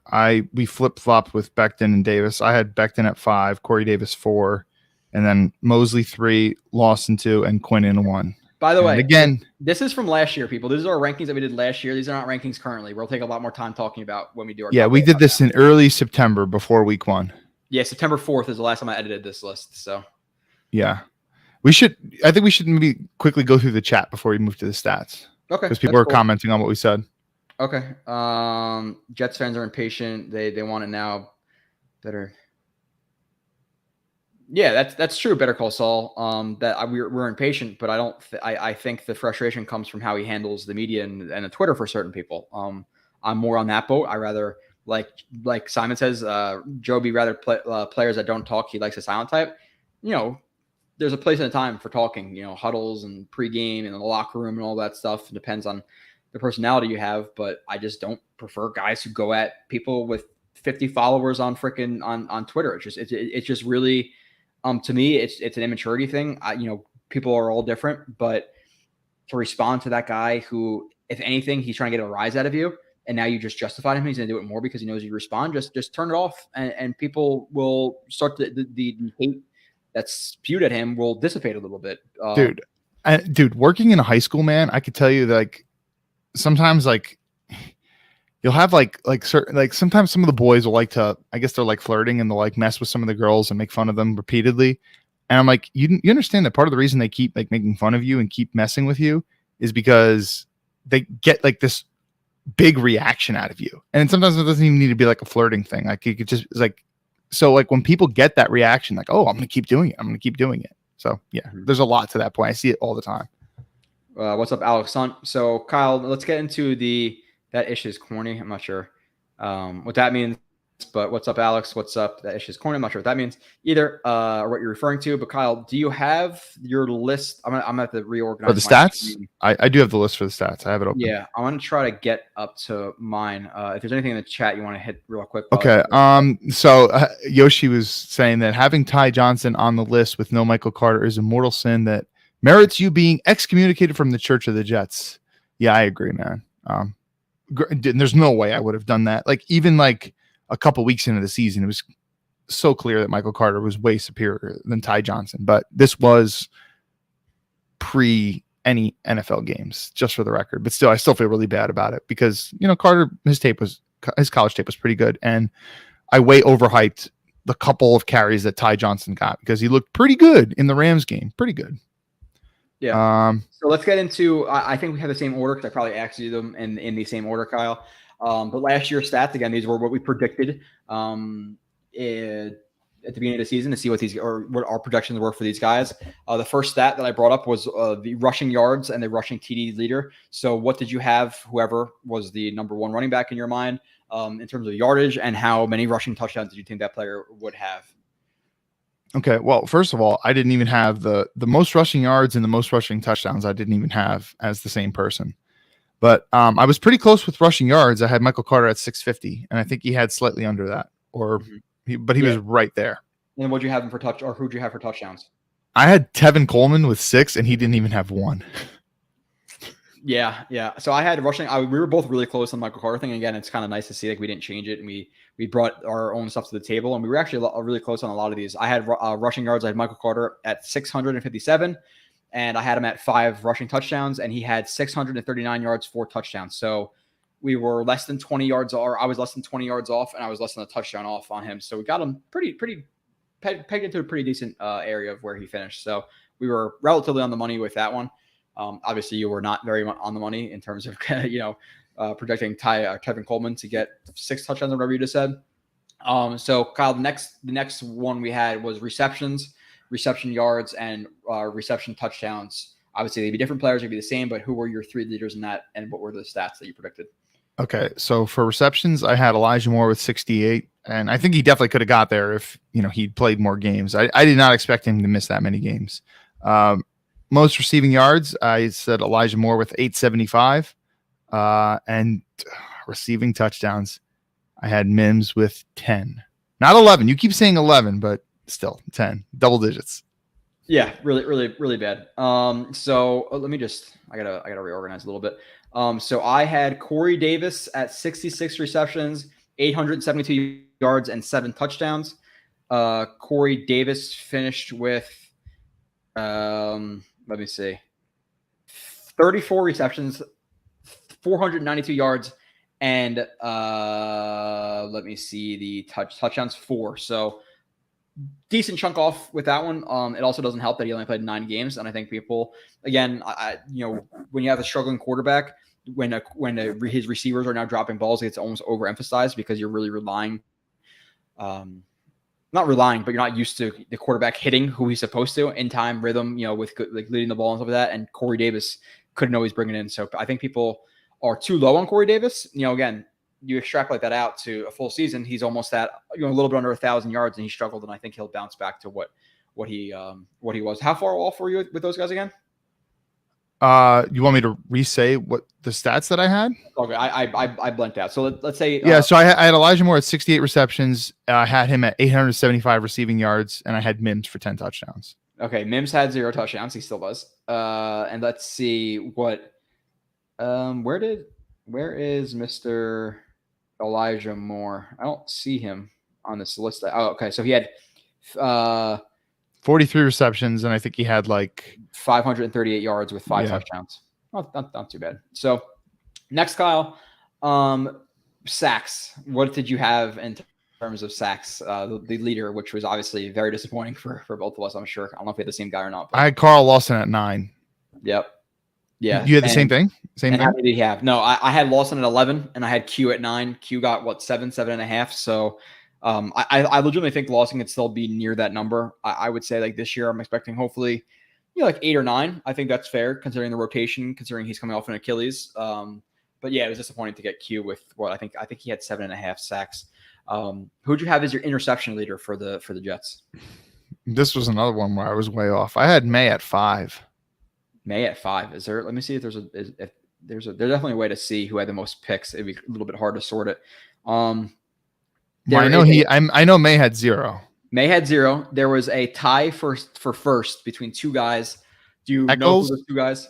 Eccles has to be one of them, right? Okay, and who would the other one be? You're gonna be frustrated if you don't get it right off the bat, or when I say it. Ashton Davis. Yes, Ashton Davis with 2. They tied it up. I think I had May at 3. So we were both, I was off by 1, and I predicted them to get a little bit more interceptions than they did. So a little bit disappointing. Tackles for loss, Kyle. Who'd you have? Tackles for loss. I had Quinnen with 15. I had Q with 14. Let me see how. Is there a way to see tackle for loss? So. I think I looked at it earlier this morning. I think it was like 17 or something. No, Q. Oh yeah. Oh no, hold on. Q had 7 tackles for loss. 7. I guess assisted. Well, no, he had 7 tackles for loss. His brother actually, Quincy Williams, had 9, so he was the leader on the team in terms of tackles for loss. So good job by him. Obviously, waiver wire pickup. Again, are we comfortable with him starting? I wouldn't necessarily say that. Kyle, next stat, tackles. Who would you or who would you put at for tackles for the Jets? I had Mosley with 120. Tackles is always a weird thing too. It's like, what's the context of the tackles? Oh, combined versus solo. And apparently combined, he had like 168 or something like that. Yeah, 168 combined, 103 solo. I said he's going to have 107. So I don't know if I consider it combined or not. I don't really love combined tackles, and that's that. But I was way off. I'm assuming when I meant tackles, I meant combined. So I was 61 tackles off for CJ Mosley, which you'd like to see him have better talent around him, and that number would obviously dip down. And like you said, tackles are really hard to predict. So Wilson, what did you have Mr. Zach Wilson stats at? Because I know we were both maybe a little bit too optimistic on our BYU rookie quarterback. I was way too optimistic. And I still don't feel bad about that because dude, if he stayed healthy, and granted, dude, a top overall pick almost always comes into a shitty situation, right? Unless like your team trades up, like the Chiefs traded up 17 picks to get Patrick Mahomes, and they just happen to already have a good line and really good skill position players. Yeah. His stats might have looked quite different, but anyway, I had him. So I think this is one stat that you actually didn't write down. So I had yards per attempt. I had him at 7.2, and he was a full yard under that. He was like 6.1 yards per attempt, which is not good at all. That's like Sam Darnold level. Yes, I had to throw a Sam Darnold dig in there. I've been accidentally deleting some of the stat stuff because if you have it, Kyle, I actually need you to send it to me so I could reorder the list, because I deleted some sections I probably shouldn't have deleted. But I had Wilson at 25 touchdowns, 14 picks, 3,655 yards, which is 215 yards per game, 67 completion percentages. The league average in 2020 was 66.4. So I thought he was going to get a lot of. So that's one area that you were more optimistic than me, because I had him at 61 completion percentage. I just thought quick rhythm offense. He'd be getting it out, and they rely on a lot of yak. And obviously, his real numbers were 2,300 yards. I was almost 1,300 yards off. I said 25 touchdowns. He got 9. I said 14 picks. He had 11. And then like I said, a 55.6 completion percentage. He had 67. So he underperformed our predictions. But Oh, hold on. I didn't say all mine for him. So for passing touchdowns, boy, was I optimistic. yeah, Interceptions, we were the same. I had 14. Rushing touchdowns, I said he'd have 2. Rushing yards, I thought he would have 100, but he surpassed that. And passing yards, I thought he would have 4,100. Wow. Yeah, you were very optimistic for him. I don't know if you could figure out the DVOA for this stuff, Kyle. Like if you can figure out the offensive DVOA and the defensive DVOA. I had. You want me to look that up? Like where the Jets ranked last year? Yeah, I don't know if you're able to. I've never actually Googled DVOA to be completely honest, but I had the Jets offensive rank at 18th. I think towards the end of the season they were floating around, the low teens. So I think if they were to reset the season, I would expect them to finish near there, but obviously they got off to a really slow start. And the defensive rank, I put 19th, which was obviously completely wrong. But to be fair, we did this before plenty of injuries, so we didn't know Lawson, Joyner, etc. would all go down. So this is when the Jets were healthy. We were thinking this. Obviously, they got injured, and they finished 32nd, right? So, I think Football Outsiders used to have all this information public, and I think that now they're keeping it for subscribers only, because I just Googled it, and it's like saying subscribers only. Yeah. So I don't know that I'm going to be able to pull that up because I am not a member. They were both lower than that. Offensive Rookie of the Year, Kyle. Who'd you have? Hold on, let me pull my list back up. I had Zach. I had Elijah Moore. I think I would put Moore as the Offensive Rookie of the Year. Would you agree with that after the season? No, for sure. Defensive Rookie of the Year. Although Michael Carter would be in consideration, though. Yeah. I think you'd have an argument. I think Moore would probably edge him out. But I think it's an argument. Defensive Rookie of the Year. I don't know who would win. Who would you have? And what do you think? Who would have? I'm embarrassed to say mine. I'm quite embarrassed to say I had Isaiah Dunn. Wow. I had Michael Carter II, which I think would probably win. Right? I think he was our best defensive player on of the rookies. Yeah. Kudos to you with that one.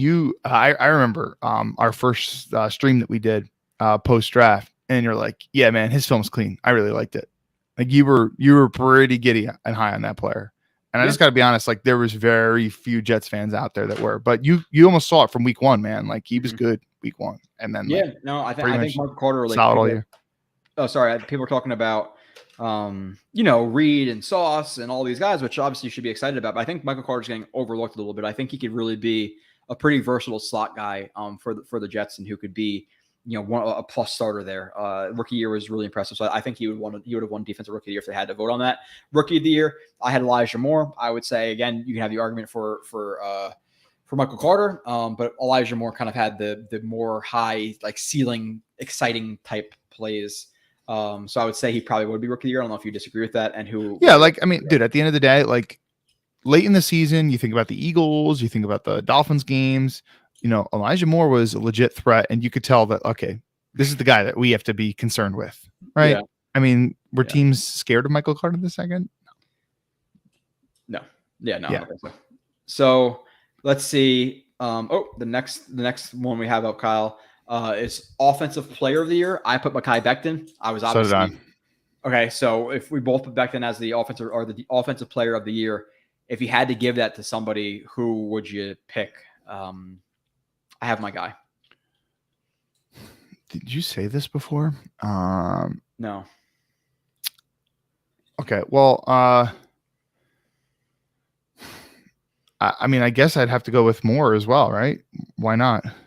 So I put Becton. I would probably say it was Fant, to be completely honest, in terms of like their play relative to their position. I think Fant was probably the best player at his position, where I think Moore showed those flashes. I think that Fant was pretty damn consistent in terms of like pressure rates and all that stuff and pass protection. Obviously, he has a few blips on the radar in the running game, but he was really solid in pass pro. I would argue that Fant was the best player on offense last year. I don't know if you'd concede or you'd argue for more heavily. Yeah, and he played more games too, and certainly over the entire course of the season, he was more solid. I mean, like, and let's also not keep in mind that he did have to, like, he was prepping all offseason to play right tackle.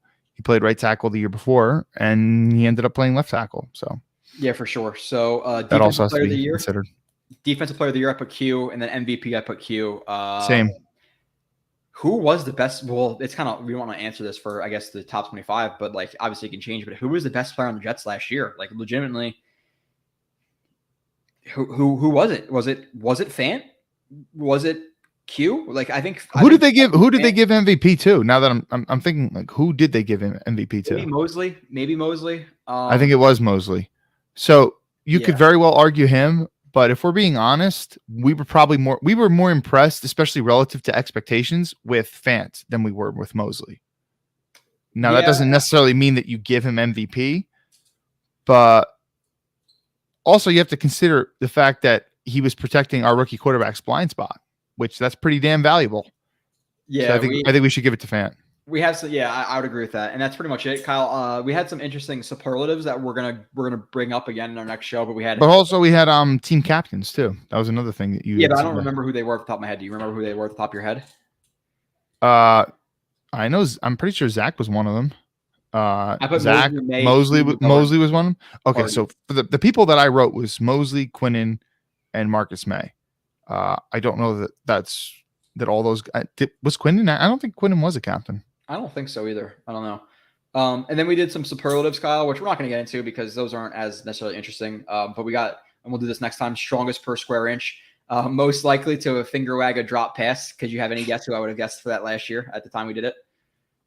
Oh, we had the same one. We know we had the same person. Plus Austin. Let's. I was going to say, let's let the chat guess. Before you said it. That's my fault. Funny, I put Michael Carter, fast, Guidry, fastest per square inch. I had Becton, biggest hitter. We had quickest feet, best hands, slowest. Who was your slowest? Well, I don't know that I understood your question as well. I put Alex Lewis. I would have said Josh Andrews if he were still on the teams, but slowest per square inch, we definitely have the same person. Who did we? I put 3 with question marks. I don't know if I ever narrowed down my answer, but slowest per square inch. There is only one possible answer. There's only one possible anser for who is. Come on, you know. I have slowest as Moses. Slowest per square inch. I put Hall. No, Hall, Pinnock, Sherwood. Oh yeah, you're right. Another one, and then we'll get back to the chat a little bit, Kyle. If you had one guess, I think you probably picked the same person. Who was the softest player on the Jets? Wait, where did it? Yeah, this is one that we did not have the same player. And you actually convinced me that this was not the right name to put. I think because I didn't like the player that much. I just put him here when he didn't really deserve it. I put Bless Austin, but that's not true. He soft. No, he was not soft at all. Yeah. Who did you put? We have some topics. That's definitely the answer. You're right. We had three guys on you'd want to survive on an island, which we had reasons for that. We had weird. We had the meanest jet. We had the most pressure. We had overrated. We had most. By the way, the island thing. There's when I was looking at it this morning, I was like, oh geez, I look like such an ass for writing this. I had Van Roten on there. Oh, guy who throws his quarterback under the bus. Yeah, like. Probably the worst player I could have put there, to be honest. Yeah, we had overrated signings, underrated signings, overrated draft pick, which I put Sherwood, underrated draft pick, I put Carter the second, breakout on O, favorite current Jet, least favorite, which I'm sure I put Bless Austin. We had a bunch of things with that, Kyle. So that was fun. I'm definitely looking forward to doing it again and having a discussion about why you'd prefer McGovern on a deserted island versus other guy or whoever it is. And I brought up the fact that McGovern hunted, and you're like, I don't think he's ever hunted. I pulled up a picture of him like having a turkey. I did not. I actually said that he did. I did. You go back and watch the show. You'll never see me saying that. I'm not gonna do it. So let's keep going to the chat, Kyle. Is there anything else you want to bring up in terms of the list you made? No, yeah, bro. The whole island thing you're talking about. Oh, Quinnen Williams can fight a bear. Like, why would you want to ever fight a bear? I don't think you ever want to fight a bear, but if you are going to fight a bear, you're going to get your ass kicked. I don't care how tough of a human being you are. I think you argued Becton, and I said Becton might get gassed out a little bit though. Q is still 300 plus pounds and very agile. No, I purposely picked nobody to fight a bear because that's a stupid strategy. If it was a black bear, you could scare it off if you punch it in the nose. Grizzlies, brown bears, polar bears, even a Kodiak bear, which is a little bit wild. We might be in a different situation, but if there's one player in the Jets to fight a black bear, I'm taking Quinn Williams. So that was my decision on why to bring him, and the fact that he would lighten up the mood. And we'll have the discussion again this year in terms of Jets we want to bring on an island and why. Sauce doesn't have his own island, so we can't bring him. But let's see. I'm referring to Becton going back and forth with the fans and the media. I think it's corny, dude. Yeah, I'm on the corny side of that too. Again, I don't know. Very good point, Kyle. The more you react, more bullies and trolls come. It's 1,000%. Like when the Nets lost to the Game 7 to the Bucks, like I was obviously, I had a few beverages and I went crazy about the Nets. And then now typically I get tagged and stuff. Why? Because people know I react, and I'm a little. So Joe. He went out again a little bit, but remember how Joe reacted to Robbie Sabo when Robbie Sabo was trolling Nets fans after they had lost in the playoffs the previous year. Yeah. Joe was pretty mad. Yeah, it's like him and there's a bunch of guys on Twitter who are getting at me about the Knicks and all this stuff. Becton is human, can't be perfect. 20. Yeah. Again, I don't think we're asking too much. I don't want to get into it too much. I don't know. Deidre, Ashton is a star. Deidre was not at Hawk. Did Deidre even have a pick last year? I can't remember one off the top of my head. No, but I think he did against the Rams the year before. No, he didn't. He didn't have a pick against the Rams. Okay. Hall did, but Deidre had like a nice pass deflection in that game. Yeah. I think all of those offensive rookies got hurt for a period of time. Yeah. Carter was out for a decent stretch. Elijah Moore was out for a decent stretch. I don't think did ABT go down at all? I can't remember off the top of my head. Maybe he did. He missed one game. He missed one game, and it might have been COVID, if I'm not mistaken.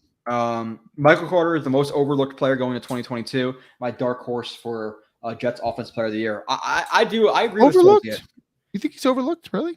I agree. I think people are starting to I see a lot of fans out there like, oh, it's going to be a 75-25 split with Michael Carter. I think people between him and Breece Hall. I think people are overlooking how good Carter was towards the middle to the end of the year. By the way, I didn't like. I get it. You drafted a running back at 36 and you traded up to get him. So I understand that. Like, okay, he's supposed to be the priority back, but when you look at how well Carter played last year, I don't like the fact that LaFleur went out and said that okay, there's going to be a heavy distribution of the both of them, but Breece is the feature back. Like he's already crowning him before like to really even practice. Yeah. I didn't like that. Yeah. No, again, I think Michael Carter, does he ever go down on first contact? Like the guy is good. And now you're adding, Becton back to that line, ABT with another year, Laken Tomlinson, McGovern with better guards around him. Like the run game should be feasting. So I think Michael Carter and Breece are going to get, a fair share of their own carries. Like people are, again, Michael Carter's at 25% of the reps. I think you're a little bit crazy with that. Jets says, guys, Becton is one of us. I know he's not flawless, but let's stop hating the guy. We as fans should support our players. Let's wait. And yeah, I think Kyle and I are very honest with our opinions. And I think people tend to be very, very safe. Like you hear people talking about players and it's like, oh, I don't think McGovern's amazing, but he's not bad either. It's like, okay, you're saying, okay, yeah, he's not amazing. Like you're really giving yourself a big window to say, okay, I think when you're more targeted in your opinions and more firm in them, you get criticized more. But when a lot of people play it really, really safe when they're talking about players, and I think Kyle and I are always going to be honest with our opinions. Keep that comment up while I comment on this. All right. So if you're new to the stream and you're not really familiar with Blewett and I, you might be thinking, okay, these guys are kind of they're kind of hating on Becton. They've been criticizing how he's dealt with the media. They don't really like him. Dude, let's just be clear about where we are with Becton. All right. So both of us just had him in our top 5 lists. Okay. Yeah. Number 1. Number 2, neither of us were interested in trading him at all this offseason, even though there were plenty of Jets fans that were interested in trading him. I always thought that was completely asinine, right? Like to have a rookie year like that, to be as talented as he is, and you're just going to give up on him so quick, right? Like we are Becton supporters in terms of his play on the field. Yeah. The point of our criticism now is just based off of how he's dealing with people on social media and things like that. Yeah, we're not saying he's a bust. Again, if you watch the intro to the show, I literally say he has Hall of. And I'm going to finish what Joe's saying since he cut out. He said he had Hall of Fame level talent if he can stay healthy and really kind of develop that. Yeah. And we thought he was a top 5 player last year. And again, we have our opinions about how he handles the media, but it's not like we're not rooting for him. I want him to be the best left tackle of all time. Like, that's what I want for him. I'm not quote tweeting him, tweeting at him, I'm not doing anything like that. I'm just sharing. But you're still not going to get his jersey though, because you said you're not the biggest Becton fan. No, I'm not. I'm never going to be. I don't have to like everybody on the team. You know, I think I favor Elijah more and how he goes about his business and stuff like that more than a Becton. But I have my preferences on how guys are. I like the quiet types who. That's because you're really religious. You're really religious, just like Elijah Moore. Yeah, I don't know about that. You're gonna get you're gonna get a big crucifix tattoo on your back. Yeah, I don't know about that. I don't know how my wife would feel. If anybody didn't guess Blitz, they haven't seen this stream. Yeah, Bless is. I called that one pretty early. People thought I was crazy for saying he's gonna be cut, and he eventually got cut. Went to the Seahawks, sucked there, and now he is on what team? He's on another team. I forget exactly what it was. Becton's gonna blow out this year. I hope so. Again, and like for me, I'm more concerned about the injuries year 1 because he did go out a decent amount of games. So I was a little bit concerned about that. Year 2, you can't be concerned because it was a freak injury. It's a freak injury. So I'm not going to kill him on that. And people, oh yeah, he got killed by Lawson. Okay. Year 1, he was a top 10-ish left tackle, and he got dominated by Jordan Jenkins in some practices. So there's a large gap in talent between Jordan Jenkins and Carl Lawson. And Carl Lawson, like we've said in the past, is the worst possible matchup for Becton and his body type. So yeah, we assumed he would struggle a little bit. So I'm not hating on Becton, nothing. I'm just, I don't prefer his media antics. It's not hating. It's just being honest. Super chat. No reason to hate. So super chat with that right away. The only one of the night. Becton is just tired of defending himself. But here, you have to understand this, Edward. He's tired of he's making himself have to defend himself more. You understand that part of the reason he's getting so much criticism is he keeps responding to it. Mm-hmm. He would there's no doubt he'd be getting criticism even if he said nothing, right? But he's getting so much more of it because he keeps responding. That's the point. Yeah, exactly. Like if like literally there was a guy who quote tweeted my I think he quote tweeted something about Germaine Johnson, and he said, again, he's not listening to the show, but he said something to the effect of get JRB and his Kayvon Thibodeau is way better than Germaine Johnson takes out of here. I'm like, did I ever come out of my mouth that Kayvon Thibodeau? We both had him as like almost like our 2/3. I don't remember you saying that. Yeah, so putting words in my mouth, it is what it is, but I'm not going to respond to that guy because I don't have to answer him again. Just ignore it, put your phone down. I get he has a lot more messages, but that's another reason to just ignore it.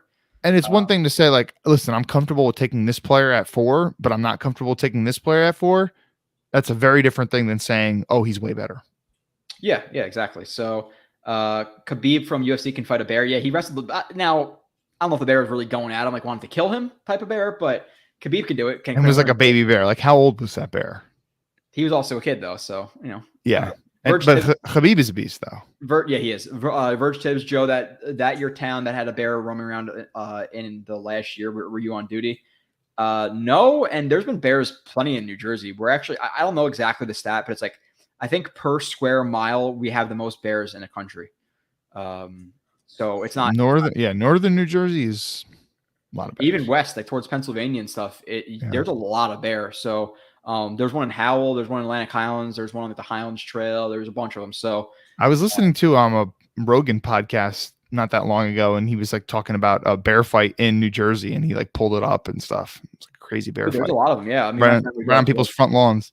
It was like it's like spring water or edge water, whatever it is. It's like a trailer park, but it's like for campers.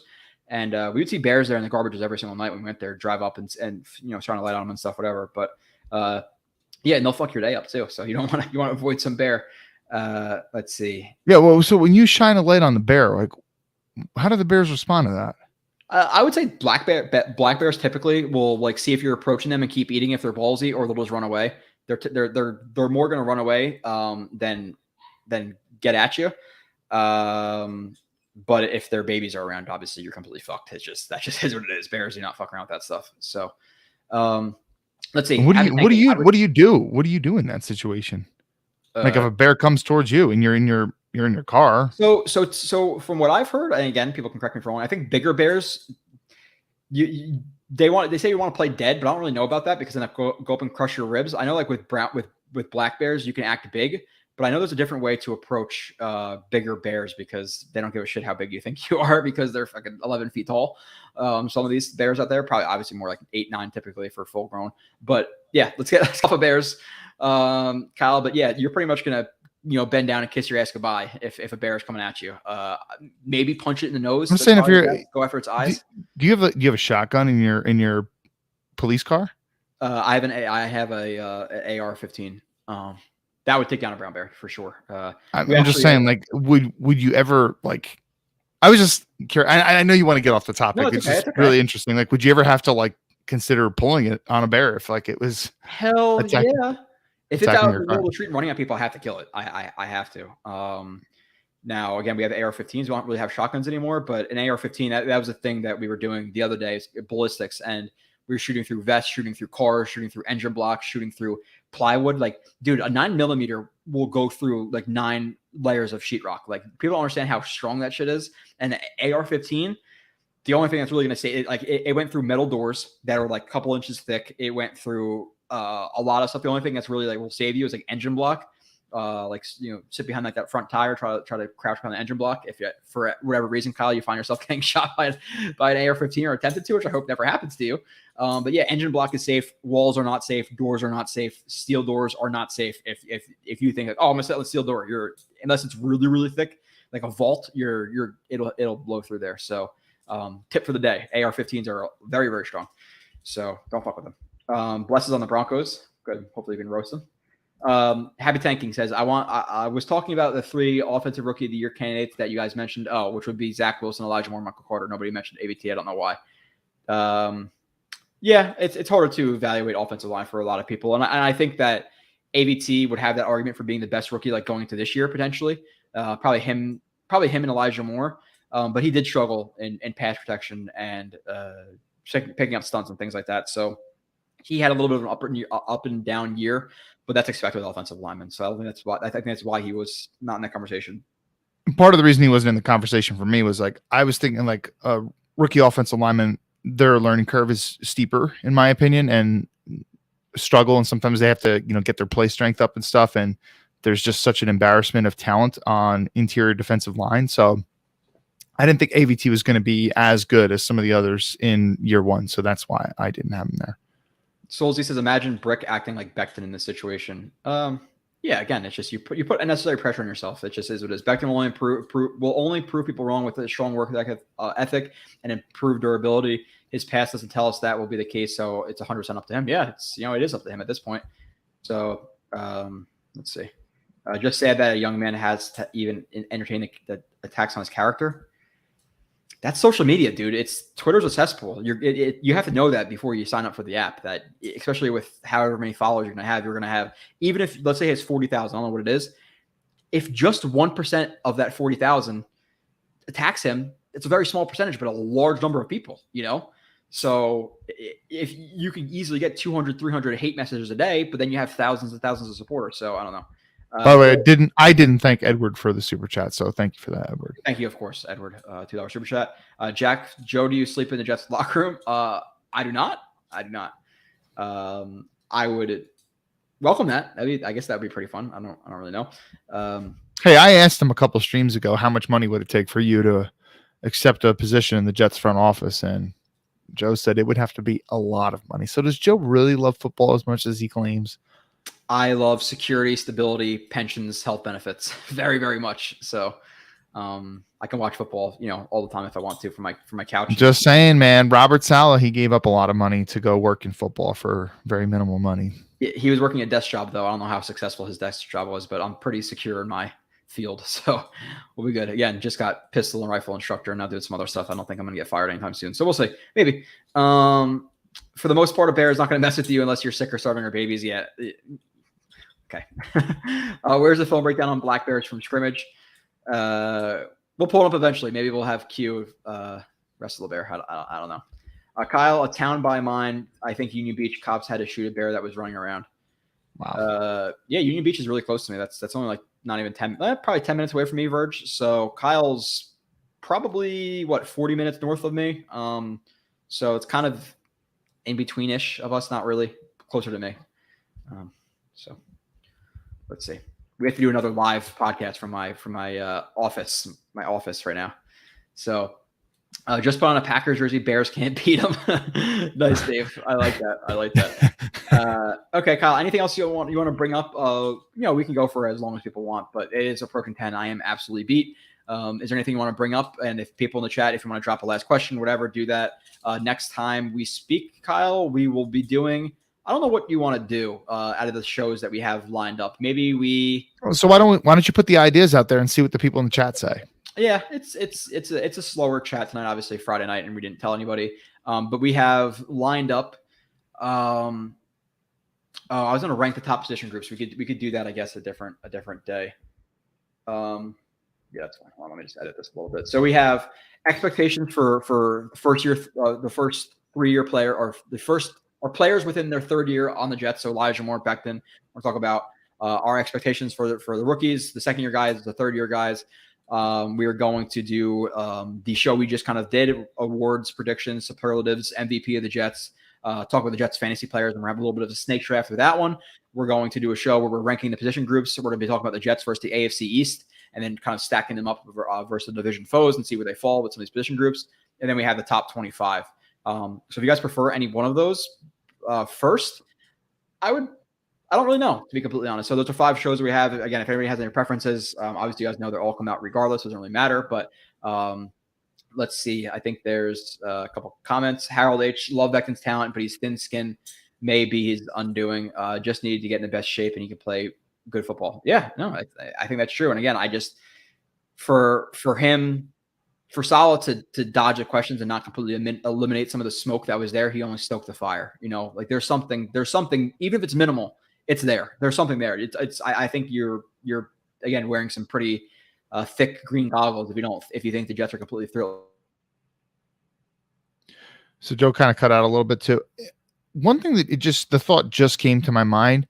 It makes you wonder, like, if he's getting so visibly bothered by all these comments, it makes you wonder if it could make him lose his love for the game of football. Because at a certain point, you might be like, man, no matter how hard I work, people just don't appreciate me. So why should I even care? I'm not saying that is the case, but could that be the case a couple of years from now? Yeah. Just something to think about.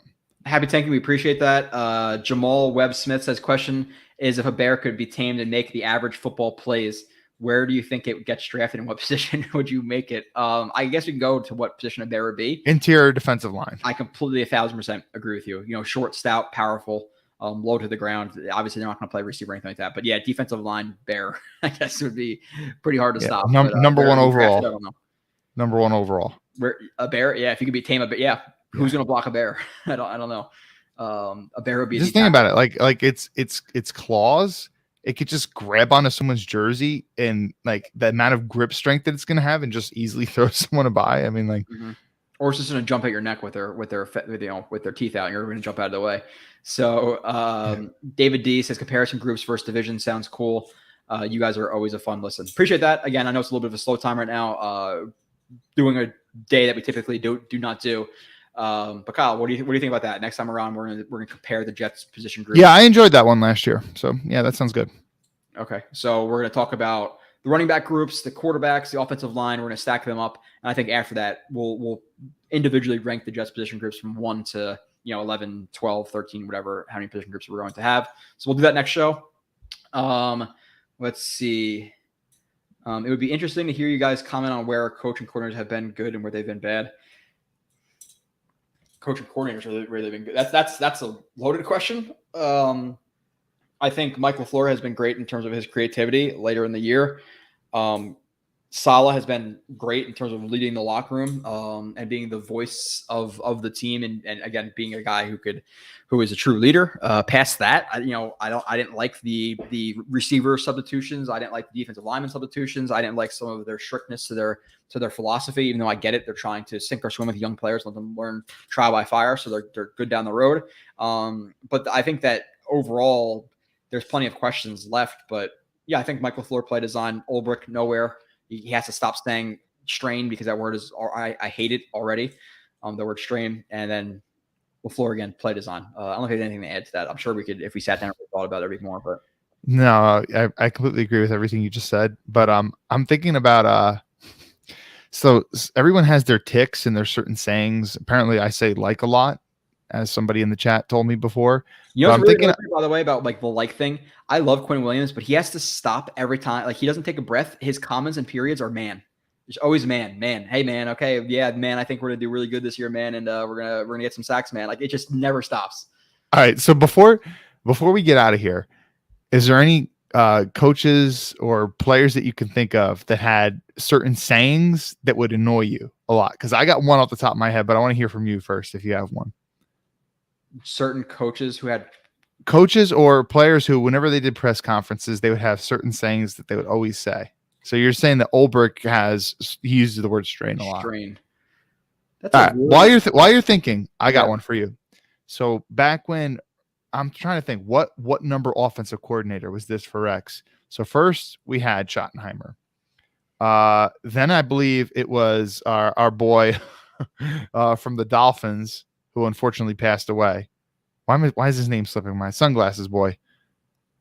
Hold on, Sunglasses boy from the Dolphins. What? Their head coach. He was a longtime offensive line coach, became the head coach. Oh, He passed away not too long ago. yeah, His son of name's- a bitch. I forget. His name's okay. I believe he was Rex's second offensive coordinator. Then third, I believe, was Marty Morningweg. Marty Morningweg, he had this saying that was so fucking annoying. He said it all the time. He would always say, just a little bit, just a little bit, just a little bit. He would say it all the time. Really? Yeah, I don't know Yes. if I watch interviews like that closely, but I would say currently it's Ulbrich with the strain thing. Like he's like, yeah, listen, yeah, we lost Foley Fatukasi, but we have strain. It's like you didn't have strain last year because the defensive line sucked in terms of, stopping the run. So the strain didn't work out for you last year. Bless Austin's a guy who strains plenty. He plays his heart out. Not the best player though. So Harold agrees in reference to us doing division position groups and then maybe versus the league. Yeah, maybe we'll do that with a couple of top positions. If we have a group that we think might be a top 10-ish group, maybe we'll compare them. Maybe the offensive line, defensive line, maybe corners. Maybe we can get to some of that, Kyle, depending on how much time we have. Swolzy says Boyer's still holding strong, best tenured Jet on the team. True. He's made it through 3 or 4 different staffs at this point now. So you must have a great reputation and be a great coach to do that, because a lot of people want to bring in their own guys. And Boyer was. Yeah, no, that's pretty impressive. So coaches' strengths and weaknesses so far will be greatly appreciated. Yeah, maybe we could do that one day, Kyle. That's a babe. Tony Soprano. Is that what Tony Soprano would say? I don't remember. The micro machine guy. I don't know. Okay, so RJ, you guys trust Fant versus top edge rushers in this league. I feel like he didn't face much competition last year.